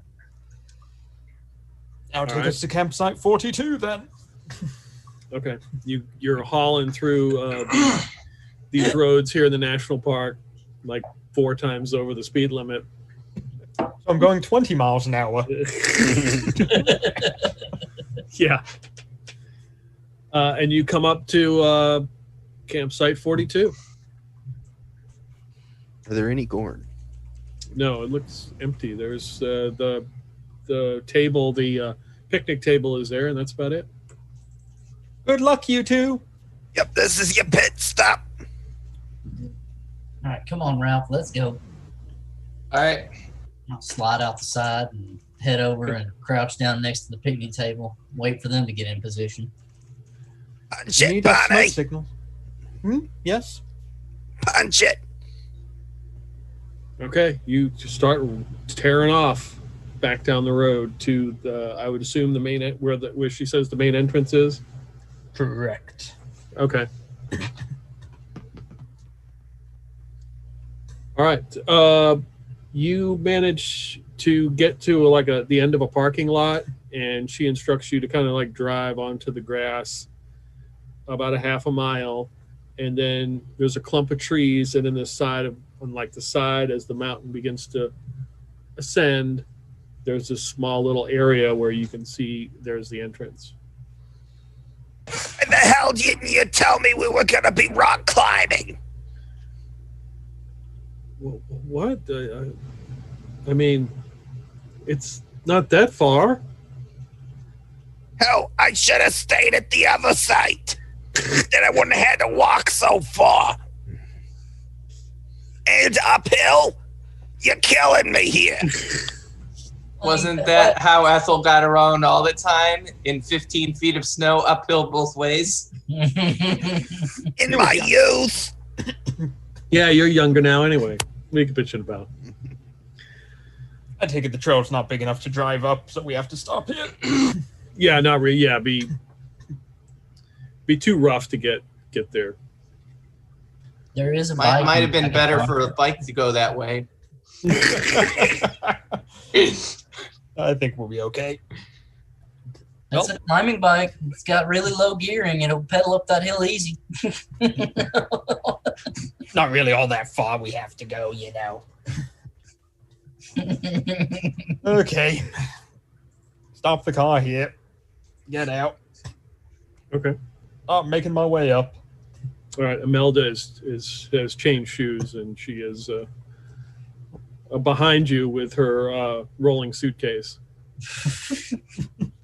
What's in the suitcase? Well, my shoes, of course. What do you think? Why would you bring a bag full of shoes to a gunfight?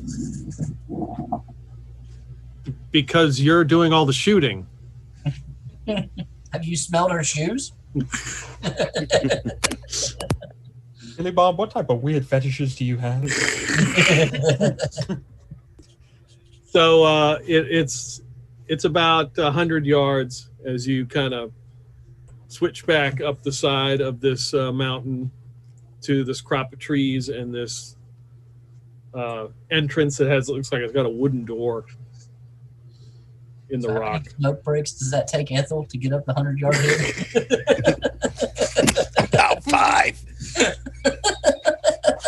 We've been out here for almost an hour trying to get up the hill, but you keep stopping for smoke breaks. Yeah, there's like a line of cigarette butts all the way up. Okay. Well, I check if the door's unlocked. It is unlocked. Any booby traps around it? You gonna check for traps? Yeah, I'd like to roll investigation check, see how many Okay. explosives are tied to the door. Okay. Spot hidden. Oof. You and Ethel can roll spot hidden if you wish. Well, that's a hard fail for me. success. What'd you get, Bonnie? I rolled an 81, so that's a success. No, it doesn't look like booby trapped at all. There looks like there's some branches and some kind of coverings that they maybe put over this at times, but it's been removed. Okay, I'll open the door and make my way inside.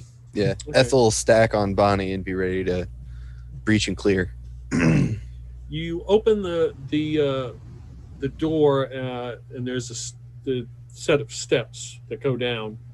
On either side are candles that are lit, so you can kind of see the steps, but not enough to the bottom where it ends. Click on the NVGs. There you go. Yeah, you can see that you can see all the way to the bottom. Looks like there's maybe a little bit of water. All right, Ethel's gonna go down the stairs behind Bonnie with one hand on Bonnie's shoulder, the other hand using Bonnie's other shoulder as a rest for her handgun. There's absolutely no use with her having her hand on my shoulder. She's just doing it so she doesn't fall into the water. Indeed. Okay. So, are you doing this stealthily, or are you just going down? I think we're just going down at the moment. Okay. Yeah. So yeah, because Imelda's behind you with her rolling. The suitcase is just going. Boom, boom, boom, Yes. Yes, it is. So while they're doing that, I guess I kind of missed it. Are me and Billy Bob just waiting outside for like the signal to go in, or? Yep. Okay. So we're just gonna wait until we start hearing shots fired, and then we're gonna smash in. Yep, they got the big guns. Let them start the firefight. When you hear the China Lake go off, you know it's time to come in. Okay. Billy Bob would know by now that that's going to be Ethel's first reaction when she sees a room full of people. So that'll be the signal he goes on. I mean, if there's a large number of enemies in one condensed Yeah, area, like yes. But 2 or more. Peter, the entrance where me and Billy Bob are, what does that door look like?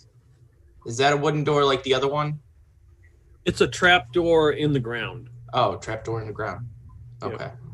Yeah, underneath the picnic table. Yep. Oh, that's right. That's where we came from before. Yep. Okay. So you get to the bottom of this bottom of the steps, and there's a large open area. There's some water. Looks like it's been leaking into this room. There are 2 individuals at a table playing cards. How far are they? They're about 10 yards away. They kind of look up as they're playing cards and just go back to whatever card game they're doing.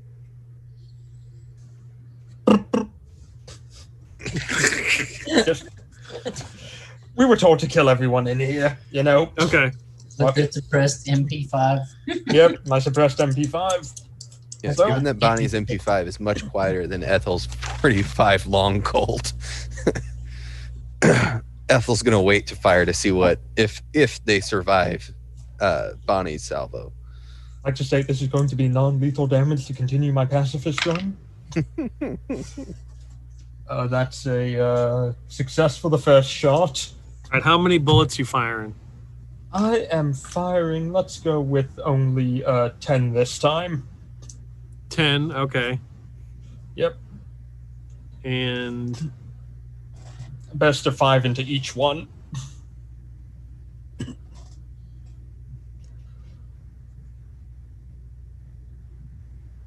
okay, so you're doing 2 bursts of 5 Yep. in each one. Yep. Okay, what was the first roll? That was a success with a 50. Okay. And then the second one? 20 extreme success. Okay, so the first one roll, that's 2 hits, and then the second one is 5. Okay. Damn it, D10s. First one takes 8 and 9 is 17 points of damage. Okay. Second one takes all the damage in the known world. Plus 5. 10, 9 is 19, and 8 is 27 plus 8 more is 30. That'd be 35 points of damage. Yeah, they're very dead. You blast the first one, they just kind of slump over, their cards kind of fall on the table, and then you hit the second one, just a big hole. And you did get that I was doing non-lethal, right? Oh yeah, they're non-lethally dead, yes. Okay, good. Just checking. Keeping up with the pacifist run. I know you've got the hat on, but it's not Monday night. You can't enslave any of these people. I feel racially discriminated against Peter. Can I hurt him in real life now? All right, so Did either of them survive? oh no, No. they're very dead. Okay. There's just there's a lot of blood and that's pouring everywhere, mixing in with the the puddles of water, and there's a bunch of cards everywhere. All right. Is there any other doors in this room? There are some straight ahead. There's steps that lead down. All right, push up, honey. Look at the Gorn I killed. What do they have on them? Anything that catches my eye? Not particularly. I mean, you're not Luther, so you may not be interested in their wristwatch. I have standards. When I get a Rolex, I don't expect it to have 5 X's in the name. Okay, I'll continue on down then. All right. You head down the steps again. There's some candles here on the stairwell, but you have NVGs. You can see all the way to the bottom where this next room is. How badly did the water run my new shoes, Peter? Make a luck roll. Oh, god damn it. My big fucking mouth. Oh, blown out already. Yep, that's a fail. Yeah. Not a bad fail. Yeah, you got some water and blood on the shoes. Oh, damn it. In all fairness, this is another one of those rolls you talk yourself into. So. It is. I cast prestidigitation to clean them and then they continue. All right. You get to this next room. It's a long hallway, and you can, on the left side, you can see that there are 2 sets of doors on the left side, and at the very far end looks like maybe like an altar or something, and it's got 2 candles lit, and there's like a pool of water there, and there's something in the water, a person in the water, like sitting. What do they look like? From this distance, it's hard to say. I mean, they look like a humanoid. What's the distance to them? Probably 50 yards. Okay. I'm going to look back at what's her name? Imelda. Imelda, and go ahead and say, is that the priestess? No, that's the cleansing pool. Who's the person in it? I don't know. I don't know everybody by their name. Oh boy. Well, let's move up for now. Do we see any like branches off of this hallway or anything? Places 2 that people doors might on come the out of? left. Yeah, there's 2 doors on the left. Yeah. Will take us up just about to the first door. Mm-hmm. Take us up there. Okay. You see that the door, it's just like a wooden door. I listen to the door. Do I hear anything on the other side? Make a listen roll. Making me roll all the dice today. Yeah, that's actually an extreme success with that one. You can hear, it sounds similar to when you were down here before and the Gorn were doing their chanting. You can hear it faintly in the distance. Can I approximate how many voices? More than 2, less than 10. Okay, Grandma, there's a lot of people behind here further on. They're chanting. Have your grenade launcher ready. She'll holster General Custer in her bra and pull out the China Lake. Okay. I'll open the door slowly and seductively. Okay. You open the door. There's a long hallway that's lit by candles. So you can hear the chanting much better now with the door open, echoing down the hall. Well, I know where Tupac got the idea for his music. Let's go. Yeah, we'll proceed down there. Hey, keep an eye out behind us. As Ethel looks back to Hermelda. Okay. Yeah, she's falling behind you, wheeling her suitcase of shoes. We go to Billy Bob and Special Agent Machio. who are. Are you sitting on the picnic table or near it or what? On it sounds good to me. Yeah, I mean, if it would be good to prevent people from coming out while also looking around to make sure that our surroundings are clear. I'll throw a couple of my Cliff Bars out on top of the picnic table, so it looks like we've stopped walking for a snack. Okay.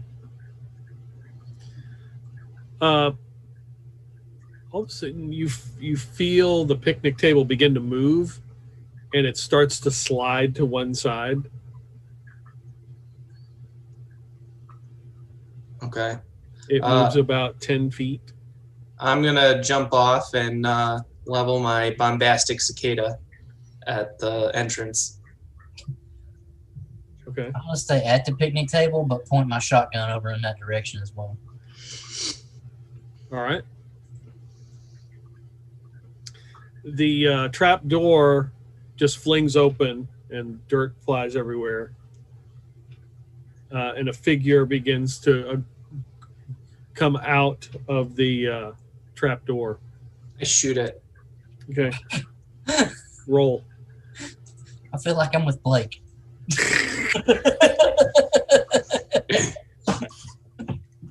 I got a hard success.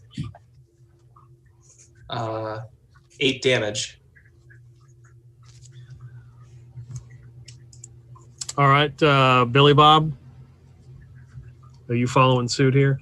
Well, I guess since he's done shot it, it's a little late to try and talk to it, so yeah. Oh, that's right on the thing. Let me look here. I don't know if that's normal or... Oh, that's a hard success. Okay. What does a hard success mean with a weapon? Does it affect anything? It's either it's either regular or hard or extreme. As far as damage hard doesn't do much besides make it harder for them to dodge, I don't think.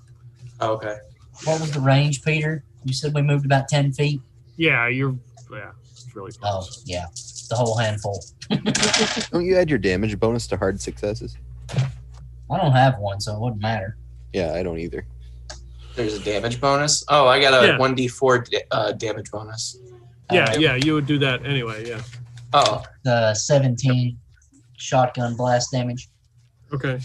So I would add an additional 1. All right. When do you add the damage bonus? Is that only on an extreme or a hard success, or? No. Like if it's a regular or hard success, it's the damage plus the damage bonus. Oh, I haven't been adding my damage bonus. And then if it's extreme success, it's max weapon damage plus max damage bonus plus an extra weapon damage die. Oh, Jesus. Oh, wow. Yeah, that's how Blake, when he had my shotgun bar up, was able to just like completely eviscerate somebody in one shot. So you blast him, then Billy Bob fires and just like blows half of his chest away, and he just kind of collapses to the ground in a heap.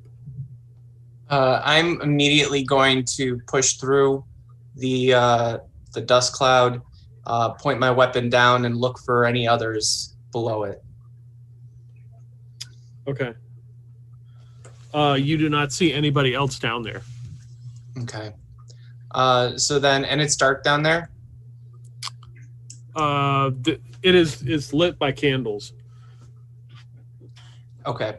So I'm not going to put on the goggles just yet, but I am going to hop down there. Oh, Ralph, wait, we haven't heard the signal. Okay. Well, and Billy Bob's going to get up and wander over and hop down after him, I guess. All right. So as you guys get down into this hallway, all the candle lights go out. All right. I'm going to put on my night vision goggles. Okay. I guess they really do have things that cause the candles to go out all at once. Ethel Broad was actually right. Yep, you missed something when you left MIB. You could have stole some candle putter outers. Ethel, give me a POW roll. Does my tinfoil hat help me at all? Yes, it does. It gives you a bonus die. Oh, thank God. You're That's welcome. much better. That was going to be an 89, but now it's a 69. Is that a pass? Yes. Okay. Lol. You can. It's like all of a sudden you hear a voice in your head, speaking in some language you've never heard. Well, actually, you've heard this language. You've heard it in the chanting, and you've heard Imelda talk. You hear that voice. No, it's not Italian. Very close though. You hear it in your head, just a couple words, and then it just kind of vanishes. It's gone. It kind of echoes, and it's gone. The hell was that? What are Did you talking hear it, Bonnie? about? No, I didn't hear anything. Someone spat just a couple of words of gobbledygook into my head. What did it sound like? Doopty Snoop, how the hell should I know? Okay, so it's Swedish then, most likely. Bonnie and Ethel, the hallway that you are entering, all the lights go out. All the candles are now extinguished. Oh, Stay good. So close now to I me. see even better with the NVGs. Not really, no, but... Yes, but actually, no. Turn on the little flashlight on the NVD so we can see everything Betty and I are.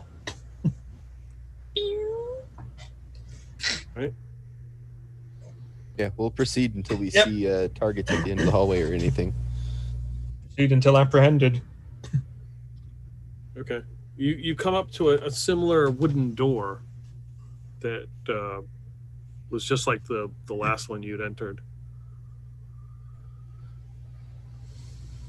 It is slightly ajar. How can the door be ajar? Never mind. Very interesting. I would like to slightly push it open. Okay. It creaks open into this room that is like it's a round oval. It doesn't look like any doors in here, and it goes up to a peak. Do we see anyone inside of it? No, but you can hear the chanting. It's very loud in this room. I will look around.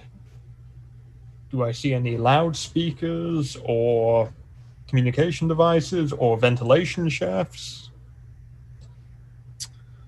Give me spot hidden. Both of you can give me spot hidden. It is a big old fail for Ethel. That's a hard success. Yeah, no, you don't see any of those things. But it's fairly loud in this room. I'll step into the room and say, Grandma, stay back for a moment. And I'll step in and just look around everywhere. See if I'll I can keep you make out where it's covered. coming from. Okay. How's it it's looking just- behind us, too? Imelda just looks and goes, it's pretty dark back there. I think we're okay. Squeaky, squeaky, squeaky, squeaky, squeaky, squeaky. So, Special Agent Machio and Billy Bob, you are walking down a hall. You come to a door. It is a wooden door. So I whisper to Billy Bob, Billy Butler? do we do we try to sneak it, or should I bash it and surprise whoever might be in there? First, let's see if it's locked, and if it's not, we'll just open it. All right. You have a shotgun, right? Yep. Okay. So Raphael, Special Agent Raphael Macchio is going to say, all right, after you, since he doesn't want to be sprayed by any stray bullets, even though mechanically that's not how it works. Alright, so Billy Bob is going to reach for the doorknob and see if it's locked. No, it is not. And he's going to open it and step inside. Okay. Give me a power roll. Oh, goody. Oh, he's getting Admiral Akbard. It's a trap. Yep, here comes all the fun. I do say it's a trap. Oh, I'll be. That's an extreme success. I didn't think that was possible, but it did. You hear a voice. It's again similar to the language you had heard before. Kind of speaks a couple words and then laughs, and then just kind of fades away. And you open the door and you're looking into this room. You see a figure in the middle of the room with a weapon. It looks like Bonnie. Oh, I can see that without my night vision goggles. Well, the night That's vision what goggles extreme success gets you. Yes. Ah. Don't shoot. You big Amazonian woman. So Bonnie, you see Billy Bob standing there as a door opens that you did not see before, as he's got his shotgun pointed at you. Do I still hear the voices? Yes, they're loud in this room. Yeah, and Billy Bob, you can now hear them. Can I determine a possible location they are coming from? Yeah. They're coming from everywhere. Got surround sound. Oh, and by the way, Shoe Lady, that back entrance was not guarded at all. Like, one person tried to run away out there, but there was nobody else. Oh, then this is good. We've caught them by surprise. Let's head back to the main chamber. There's the person in the purification pool still. Like, you left somebody alive behind you? We're going in directions as best we can. We wanted to make sure this area was clear first. Oh. Billy Bob's going to pull out his Boris issue filter flashlight and turn it on, hoping it helps him see. Okay. Oh! Run away. Do I glow blue? Oh, I don't have the filter glasses on, so I wouldn't be able to tell. No, you wouldn't even know my tracksuit's been infected. Nope, Right. I just have the cheap dollar store flashlight with the fake lens. So all of you are now headed back to where you came, following them. Yeah, We might as well. Looks like Yep. this area is a dead end, so we'll go with the rest of the group. there's a bunch of whiny people in here. Well, Make sure one of you's pulling rear guard. Is there another room or another way in this room? Because maybe we should continue to split up and cover more ground. If there's- All it looks like in this room is the door that you came in and the door that Bonnie came in. But then again, that door wasn't there a second ago, Bonnie, and now it is. There might be hidden doors in here that we can't quite see. do What you did it mean look hidden like? doors? That door which you came through wasn't there beforehand. Peter, what did it look like when they came through that door? Was it always a door there, or that I missed, or was it like the wall just moved or something? It looked like a wall, and then all of a sudden a door was there. And what did the door Not look kicking like? walls. What did the door look like to you, Billy Bob? Wooden door?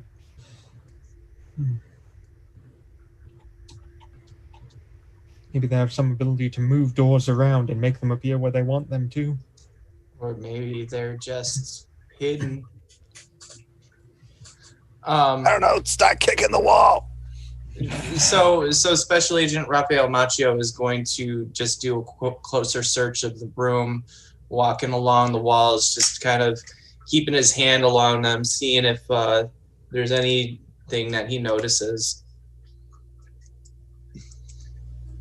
Give me a spot hidden roll.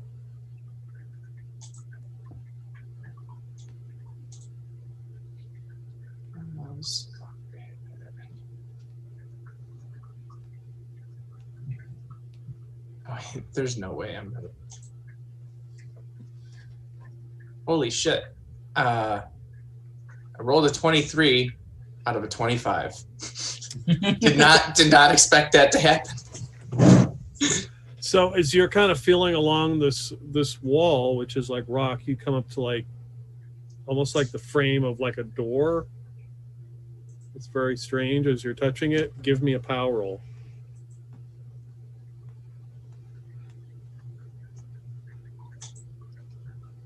Failure.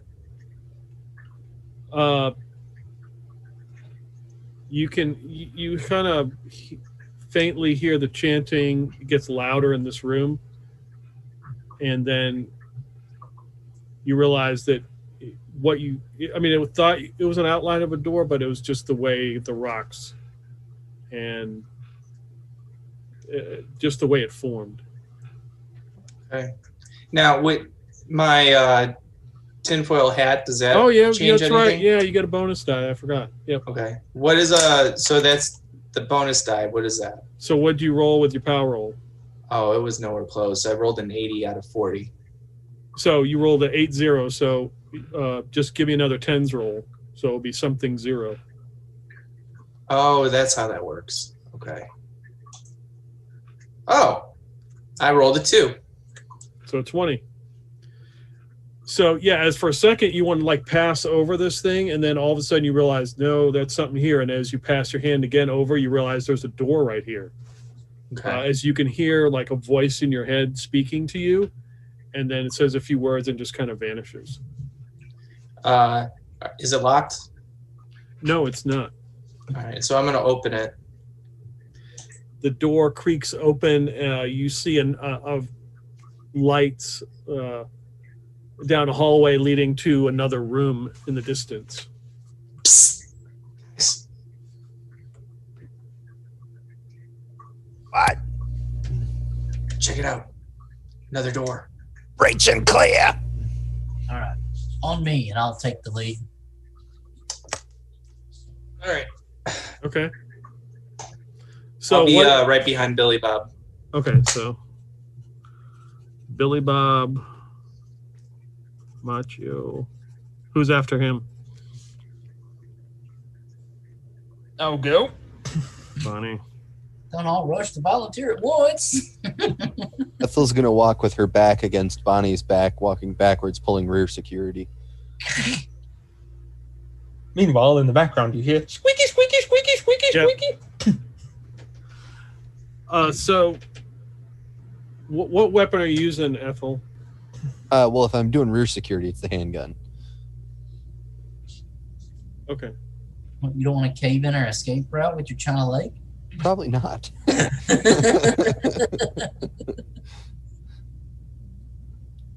Range mag, slide on in.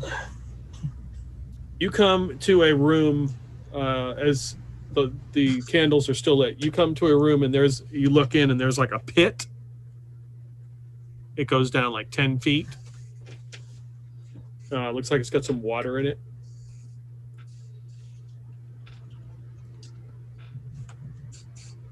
Aren't they trying to summon something evil apparently here? That's what the shoe lady said. She also said the back door would be heavily guarded. I don't think she knows.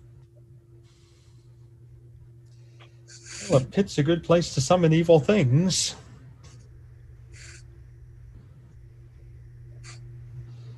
Are we sure this isn't just like that Indiana Jones movie? Ethel's going to flick a cigarette butt out into the center of the pit and see if it falls or if it hits some kind of optical illusion bridge.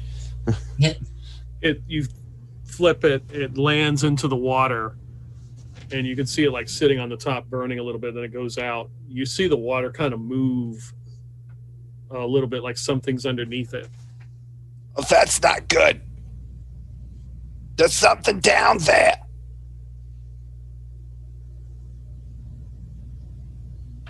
Holstering, given Given our last experience with water moving in weird ways, and a Leviathan thing popping out, Ethel's going to holster General Custer and pull out the China Lake. Yeah. Shoe lady, What? What? what kind of something's being summoned? Is like a octopus monster kind of thing? It takes many forms. I don't. No, I don't. You got a spare shoe? Of course not. I'm not using one of my shoes. What the hell else are we gonna drop down there? Why do we need to drop anything down there? To Whatever see it what's is, in it? just shoot it. Well, I can't see what I'm shooting at. There's something down there, but I I want to can't make sure imagine I that hit it. stopped you before. You do have an area of effect. And oh my god, Billy Bob's being attacked by a four-legged beast of death in the background.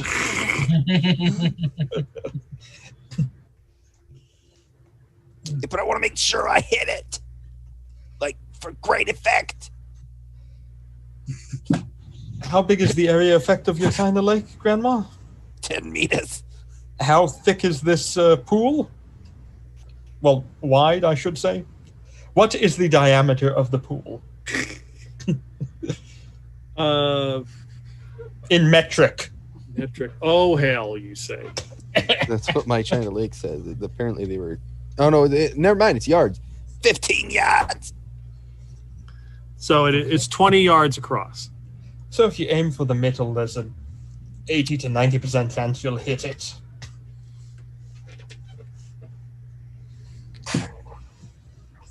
Depending on how big it is, it could be 100% chance. You see the water again moving. It sloshes a little bit. Okay. Give me a power roll. That's a success. Okay. Then roll your attack. That is a extreme success. Okay. And so that is 3d10 maxed, so that's 30. I don't have a damage bonus, so plus one extra, isn't it? Plus plus another 3d10. Oh wait, it's double max? No, you have to roll the second set. The second set you have to roll. The first set, it's full. So the first set is full, and then I roll another 3d10? Yes. Oh. Is it So getting that great is fun? 39, 40, 41, 42, 43, 44, 45, 46. Oh, 46 total. Yes. Yep. So there's again, as you go to fire, you hear the voice in your head. Again, this strange voice kind of chanting, and then it kind of fades. And you fire, there's an explosion, it hits the water, and this thing comes flying out of the water. It is huge. It is a flying earwig. It is massive as it gets blasted. That's And the size of a truck. Hit the damn thing. So I would assume Bonnie goes first, because if we're going by initiative, because her dex is 90, right? Correct. Okay. What's everybody else's dex score? I got a 65. 45. 35. Oh, wait, no. Damn, how's the old lady move faster than both of you? I mean, I understand Rafael Macho. He's a turtle person. But... Have you seen Ethel's thighs? She does CrossFit. The dice did, okay? I'm all about constitution from riding a bike cross country. So as this massive creature comes out of the water, everybody can give me a sand roll first. We'll start with that. That's not good. This is bad. That's a success. Ooh, that's barely a success. That's actually a hard success. I got a failure. Not even close to a success. I failed by a mile. Okay, for if you succeeded your stand roll, you lose 1 point. Noise. If you failed, so we got Billy Bob and Raphael. Mm-hmm. All right, Billy Bob and Raphael, give me a D6 roll. I got a 4. Same. Okay, you take 4 points of sand loss. Oof. Is this temporary or indefinite? Oh, it's permanent. Okay. Because apparently there's a difference here on my character sheet. Yeah, I mean you can recover it at certain points, but Okay. so as this massive, gnarly, flying earwig thing emerges, Bonnie, you're up. Yeah, 10 3-round bursts into the thing. Mag dump the thing. All right. So I'm rolling 30 times then.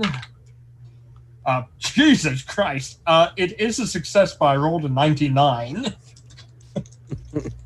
So yeah, it'll be 10 rolls.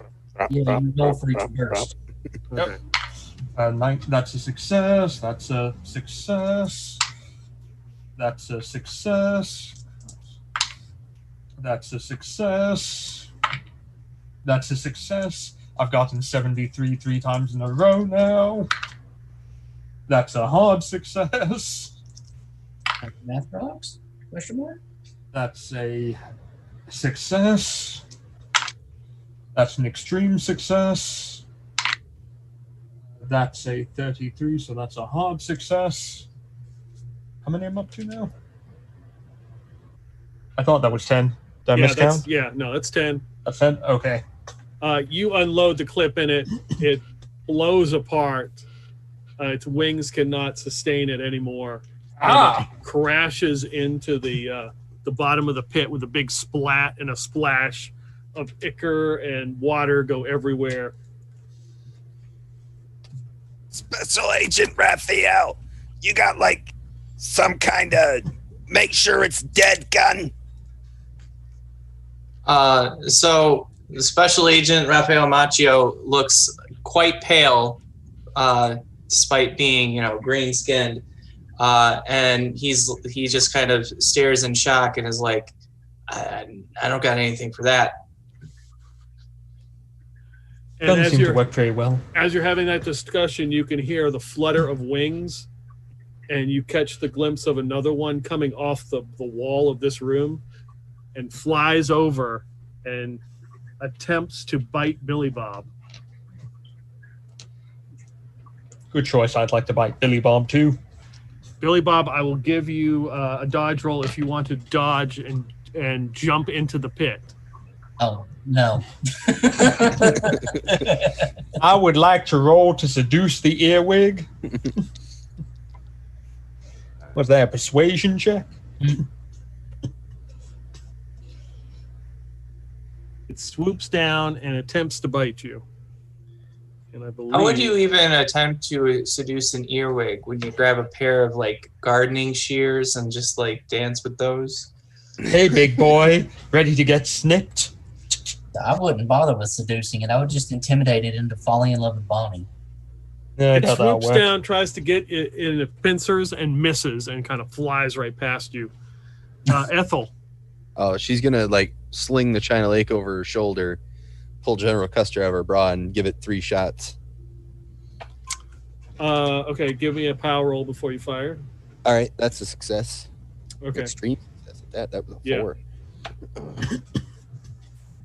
That's a extreme success for the first shot, regular success for the second, and extreme success for the third. So it's going to take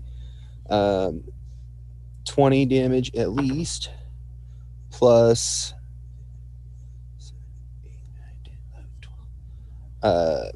32, and then the first hit was a regular, so that's 32, 33, 34, 35, 36, 37, 38, 39 damage.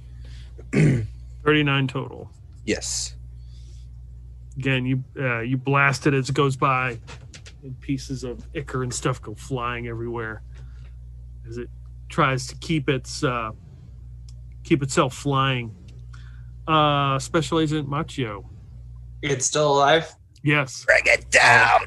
Oh, yeah. Raphael Machio is going to be like, ah! And start shooting at it. Okay. Do I need to give a POW roll first? No. Okay.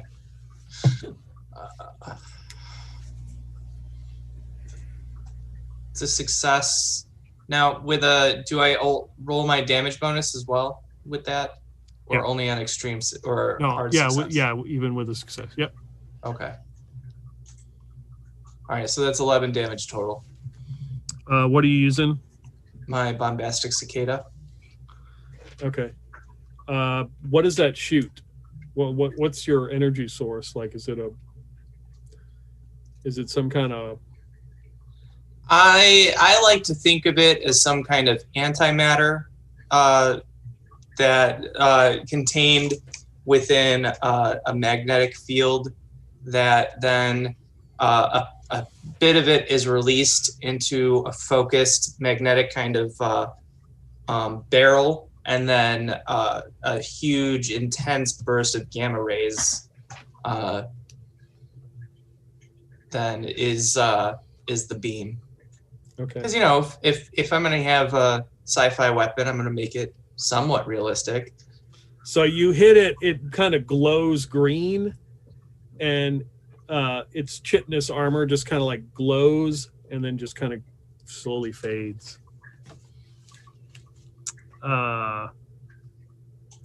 Billy Bob. Is that thing still alive? Yeah. Oh, well, it's getting Grandpappy shotgun then. Does it look sad, though?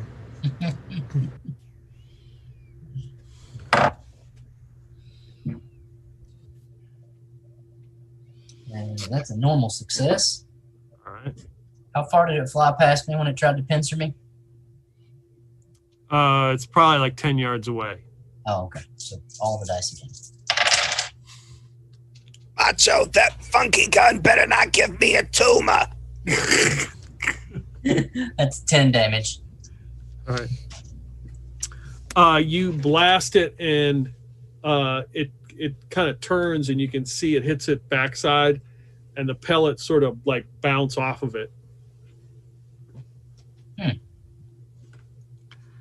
That's new. You need a slug. It begins to turn and make its way back to the group. Bonnie, I would assume you are reloading. Yep. And I'd like to do a psychological roll to see the psychological state of the one that we've shot. Yes, because psychological states of cockroaches or earwigs are pretty Very easily important. detectable. Yes. Yes. Would you say that we've caused it emotional trauma, if I were to guess? It could be. There could be Okay. trauma. I think so. Yeah, I'm just reloading. That's all I can do. Yeah, so it comes back after Billy Bob. Still not jumping in that pit. And attempts to get you, but fails again as it flies by and tries to like get you with its pincers and misses. I may not have much luck left, but I seem to have more than Peter's dice. Ethel, 3 more rounds. 3 more rounds. I mean, 4 more years. Regular success. Regular success and regular success. okay. So, I forgot to add the 2 damage from earlier. Okay. So that is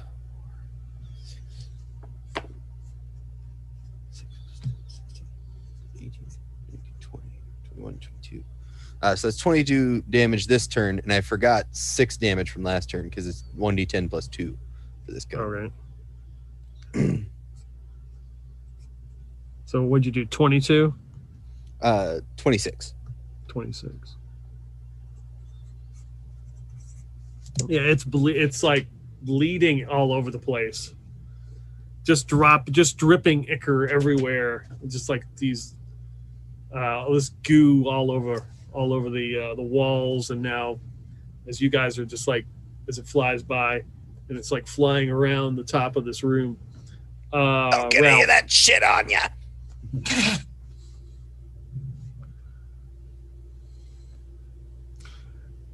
Ralph, you're up. All right, I'm gonna shoot at it again. Hard success. All right. So what's the difference with a hard versus regular? Nothing? Nothing, yeah. Okay. So that's 17 damage. So again, you hit it, it like glows, and then as it goes out, it just kind of pops. And it just showers you with all this goo and just lands. Give me a luck roll. Pancaked. Fail. Yeah, it lands Yeah, directly he's on you. Pancaked. Yeah, it's like you're covered with dead flying earwig matter. Yeah. Oh, Ralph. Just like Will Smith.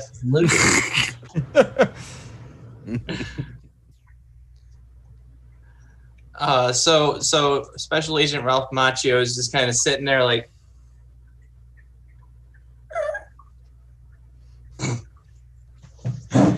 I don't know how well that stuff comes out of here. yeah, he kind of lifts it up and he kind of tries to squeeze it out or shake it out.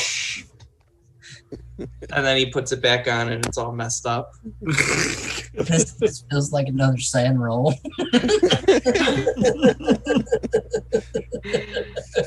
Do you think it's worth another sand roll, Mike? I actually do. Okay. It is his autographed mullet wig. Oh, it's definitely a failure. All right, give me a D4 roll. 1. So the new character you're making is going to be... Okay. He hasn't Sand seen is where it what gets Madness you. effect is yet. Give him a second, Josh. He may not kill himself. Give me an intelligence roll.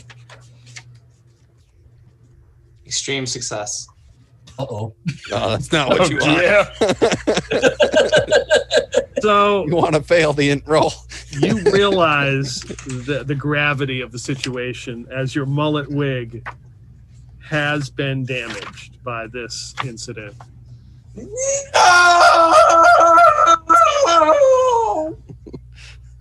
Time to rage and kill all the other players. I really hope I didn't wake Lisa up.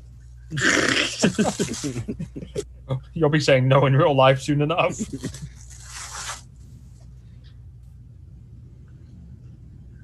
Let's see. No, it wouldn't be that. Wouldn't be that. Yeah, you are now raged. Give me a D10. Looks like You there's a like to dead rage? cat on his head right now. Like, I got a 6. Yeah. So you just are absolutely pissed. You are ready to kill everything and anything. All right, so Uh-oh. I tuck my wig, damaged as it is, into a pocket. I take my bombastic cicada in both hands and I run. Where is there another door? No. There's no other door. Mm-mm. Where, based on what I see in here, what is the best or what is the most likely direction for me to focus my rage? Let's see. Well, there's 4 other people in here and Imelda Marcos, which you could attack or just bolt out of the room and try to find somebody else to kill. Which one of us do you like least? So, Uh-oh. where did that other earwig come from? Did it also come from down in the drink? No, it came from the wall. It was on the wall. Okay. So, Special Agent Rafael Macchio is going to release a battle cry and run towards the lake where there's supposed to be somebody else, and begin blasting. So you're running back where they came from? Yeah. Okay, so used to see Ralph just take off in a rage. He starts running. And if I see any doors along the way, I'm going to bust them down by running full force and then spinning backwards to hit it shell first to destroy. I guess capitalize on his charge. You know something, Grandma? I think he'd make a very good Marine. I'll follow Capitalize on him. his charge, yeah. Yeah. We'll use him as a diversion. Off we go. All right. You are following Ralph as he rages through the complex. And FYI, Mike, you got lucky on that one. Oh, did I? Yep.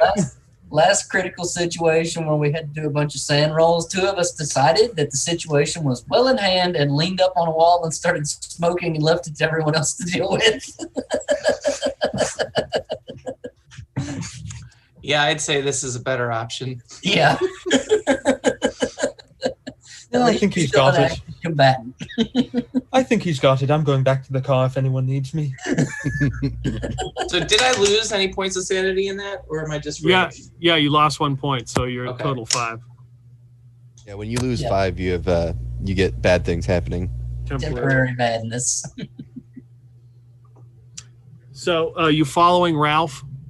Oh yeah, we're Yeah. capitalizing on his charge. Okay, Ralph, give me a luck roll.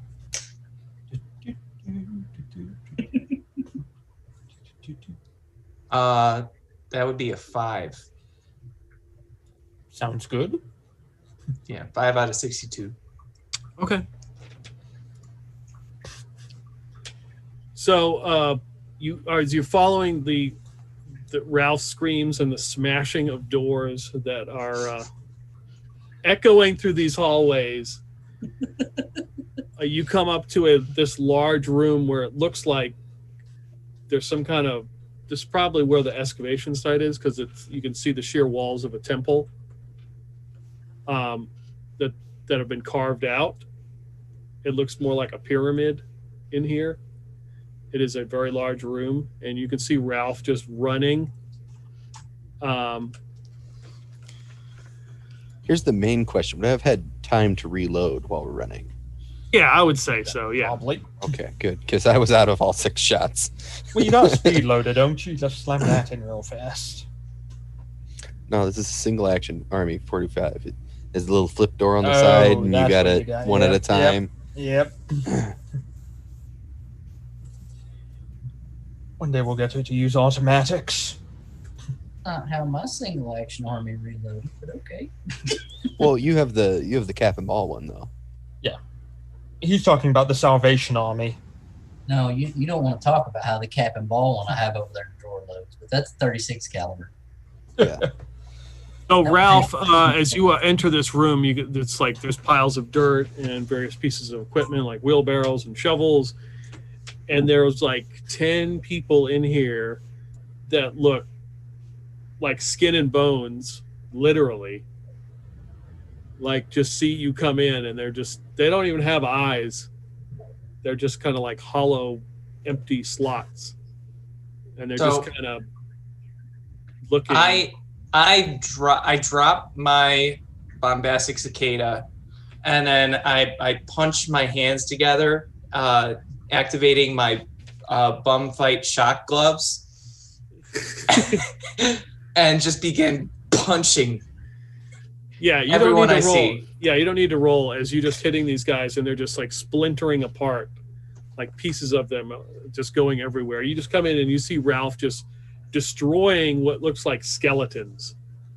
He's just smashing them to pieces. I think he's winning. Blake would be proud. Do we see anyone else in the room? Yeah. Everybody give me spot hidden rolls, except for Ralph.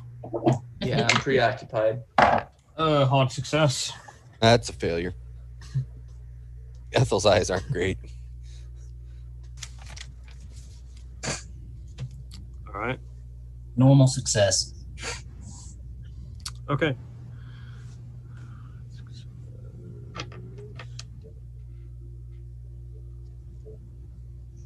I'm about to go spot my dog's hidden weakness and beat his ass if he don't quit barking at nothing. I wish you'd beat my ass. Hashtag Pornhub. We need the money. We need that subscription. I'll be right back. I gotta go try to get him under control. Oh yeah. All right. Peter's gonna love it. All right. So as you're looking around, Bonnie, you notice that there's like things hanging from the top of the ceiling in this room, like hanging upside down, and they begin to swoop down at you. Oh, lovely. More killing to do, Grandma. Look up. Oh, hell! Look with your special eyes. I'll let you go first, Bonnie. You're first. How many do I see up there? You see at least 3 swooping down. Well, each of them is getting a. Each of them is getting three round bursts. Oh no, I can go ahead and do 10 rounds in each of them. So let's do 10 rounds in each of them. With burst. I don't know how many you want me to roll for that, Peter. I can roll 3 times and just have 10 shots for 3 or whatever. Yeah, that's fine. Yeah. That's a extreme success with a 2. Okay. That's a extreme success with a 20. And that is the only way I can fail with rolling a 100. Okay.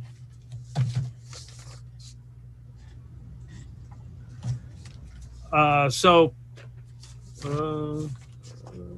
you can. Hold on, let me check one I thing. think 100 is like an extreme failure no matter what. Yeah, it is. Get some ricochets. My kraut crusher might explode. You fire. You blast this thing, this flying creature, just pieces of it just comes raining down. You hit the next one that just collapses. You go to hit the other one. The gun has jammed. Uh-oh. Don't worry, I got you coming. Damn German technology. So unreliable. All right. Ethel, you're up. 3 shots into the last one. Okay. Regular success. That's extreme success with a 10. And then another extreme success with a 5. All right, so that is 20, 30, 31, 32, 33, 34, 35, 36, 37 damage total. Yeah. You just pump this thing full of rounds and hit it, and it just spirals to the ground and crashes. Is there anything else causing immediate danger? Uh, Other than a very angry macho. yeah, he's just smashing these skeletons are just kind of like standing there. And they're just like pieces of the skeletons are going everywhere. Ethel's going to reload if there's nothing else threatening us. Special Agent Ralph Macchio yells, "This better come out with the dry cleaning." I think you might need a hairdresser. So give me a power roll, Ethel, with bonus die. All right. That's an extreme success with a 29. Okay. Again, you hear the voice, but it just kind of fades in your mind. Mm. Or I shouldn't say extreme. That's a hard success. My bad. Okay. Can I do it, Peter? Can I clear the jam? Give me a luck roll. Why would you make me do this? 38, so that's a success. Okay. Yes, I you are told you able. to clean it. I did clean it. I'm using ammunition from this country. It's not very good. Why would you use steel casing? You know it's gonna jam. That's all they have here. What do you expect from me? So let me get this straight. I went to go get my dog and missed your critical fumble. Yep. Reload it while I'm here. Oh, it's not good. I'm down to 77 rounds only. Well, stop firing at full mag at everything that moves. Okay, I won't fire full for mag. effect. So Ralph, as you have as there's just like piles of skeleton bones everywhere, you realize that you come out of your red haze rage. Do you feel better now? Wait a minute. Are there any other targets for my rage? Are there any No, other bad guys? the rage is gone. It is Okay. lifted. Well, I imagine after I've smashed these things, just before the rage ends, Raphael Macchio would also smash the bodies of whatever it was that was falling from the roof, Okay, yeah, you just start pummeling them. and then, kind of.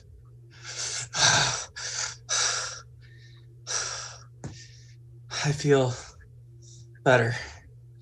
But, and he pulls out the wig. My hair helmet. I got some dry shampoo in my bag. I don't know. That looks pretty bad, Grandma. Perhaps a Viking funeral? No, I have to try to save it. It's got that autograph on it. Yeah, I can't lose it. I have the what is this? The brown Brown streak? brown streak. So he puts it back in his pocket, and he picks up his bombastic cicada. And he says, and he looks around. Where are we? Some kind of like excavation site. Peter, is there anything I can roll to see if I brought any of my bike chain cleaning solvent to see if it'll get that crap out? Yes, it's called luck. All right. He's up all night to get lucky. A little bit of brake Nope, I clean. failed. I must have left it in my Yeah, bags. Left yeah. in the Bronco.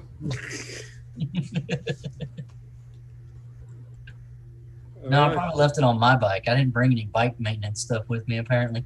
Nope.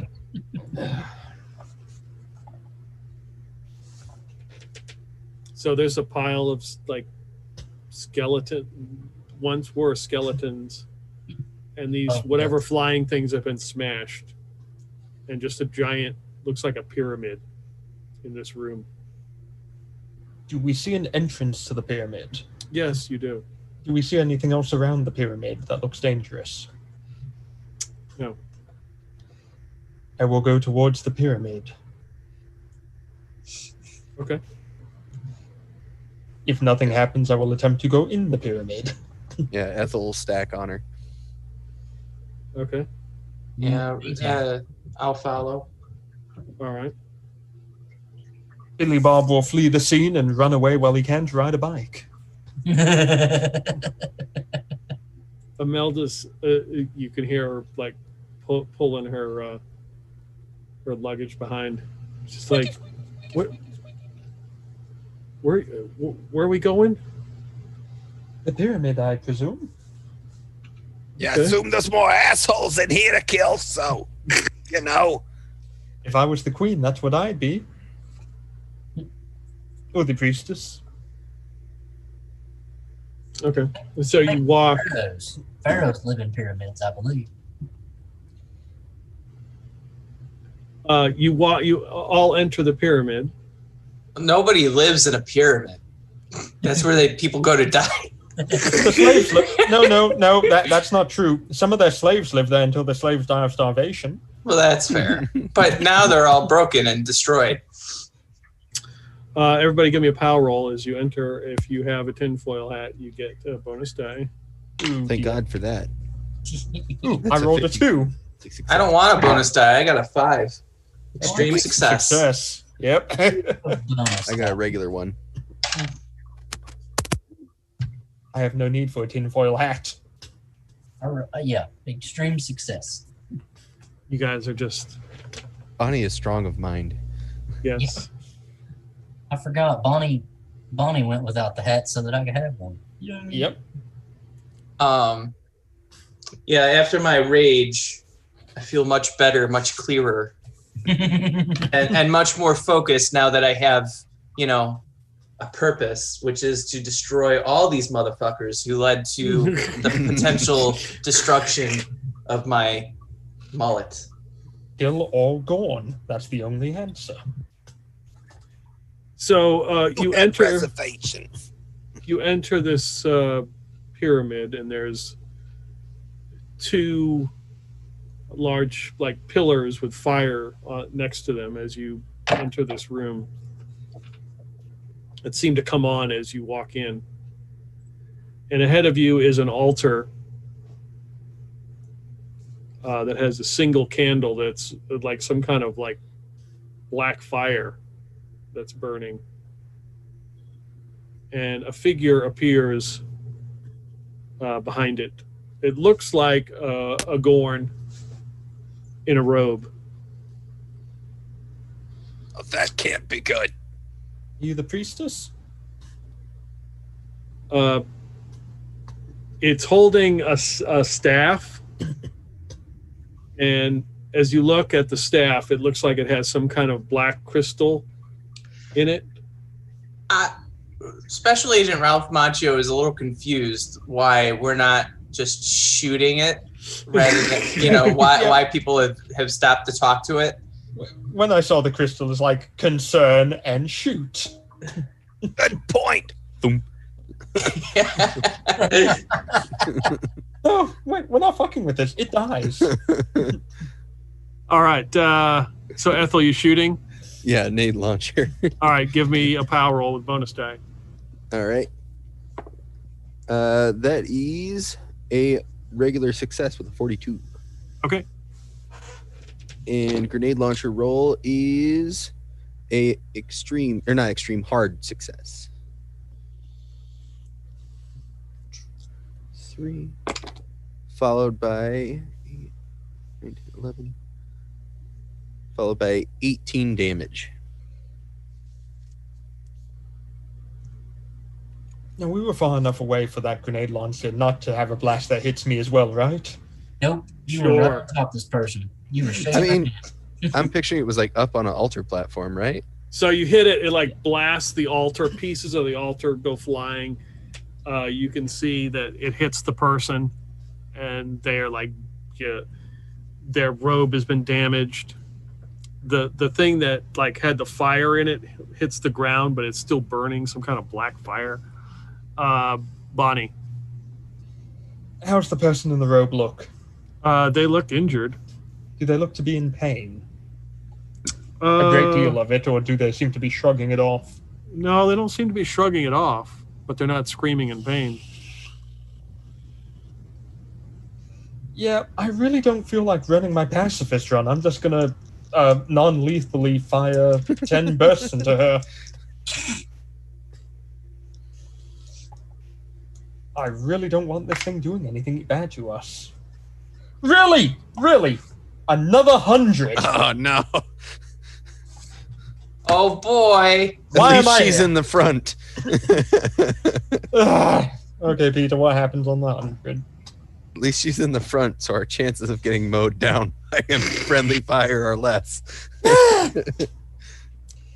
These dice are lucky, except they're lucky in the upwards direction, not down, sadly. Give me a luck roll. Oh, don't make me do it. Mag dump backfire. They just all come out the back end. No. We're going to roll another 100. It's 3 in a Ooh. row. I'm You need to consistent start using here. your golf ball again. Yeah, I do. Where's my golf ball? It's sitting somewhere. No more shiny math rocks. Yeah. Golf ball time for this. Because fuck me. Why not?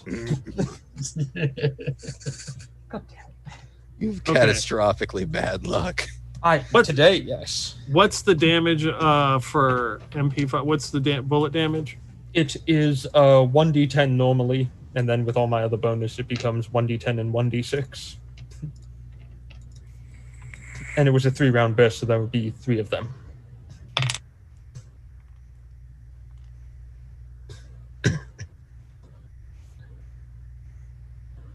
So everybody else give me a dodge roll. Oh no. It was nice. Oh stuff, no. guys. Hey, I'm the one who made the TPK happen. Yeah, no, that's a hard fail. That's a 87. Yeah, I failed. I passed. You can always use luck to succeed if you need to. I can't use it. I'd have to spend 40 luck. Yeah, Or actually, no, 47 luck. It's cheaper to wait and see if you're about to die and just spend the 30 luck to not die. Right? Yeah, really.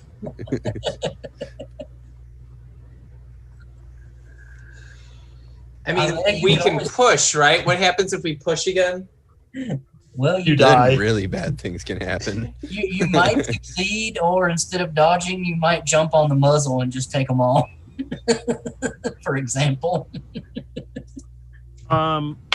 Did you pass, Ralph? No. Someone mixed in a Makarov round in with their magazine, and now the gun has Yeah. exploded. Boris gave me a Makarov round to go with it. Okay. The fool. But Billy Bob, you pass, right? Yes. Okay. So as Bonnie goes to fire her MP5, you can see the eyes and then the staff of this Gorn kind of glow. It looks almost like that fire. And the weapon just explodes. Oh dear. You take 23 damage. Oof. And Oh, all the rounds fall to the ground and begin to cook off. And Ethel, you take 14 damage. Billy Ooh. Bob, you take 10. And Ralph, you take 16 as the rounds are cooking off, firing all in around this room. what's 22 minus 14? 8. Oh, I'm at 9. I'm wondering, could Ralph, as a, I don't know, in reaction to all of this, toss out spend some luck points to toss out some single-use gizmo that will basically contain the blast to some degree?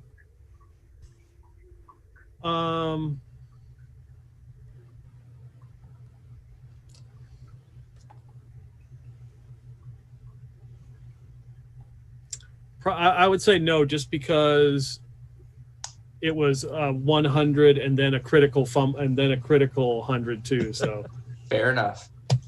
So I'm sorry, how much damage did I take again? 16. Yep. Swanky. Mike, can you play next week? Yeah, I should be able to. Okay, let's stop right here as this has occurred. This will be a good stopping point. As Josh tries to kill the whole party. TPK.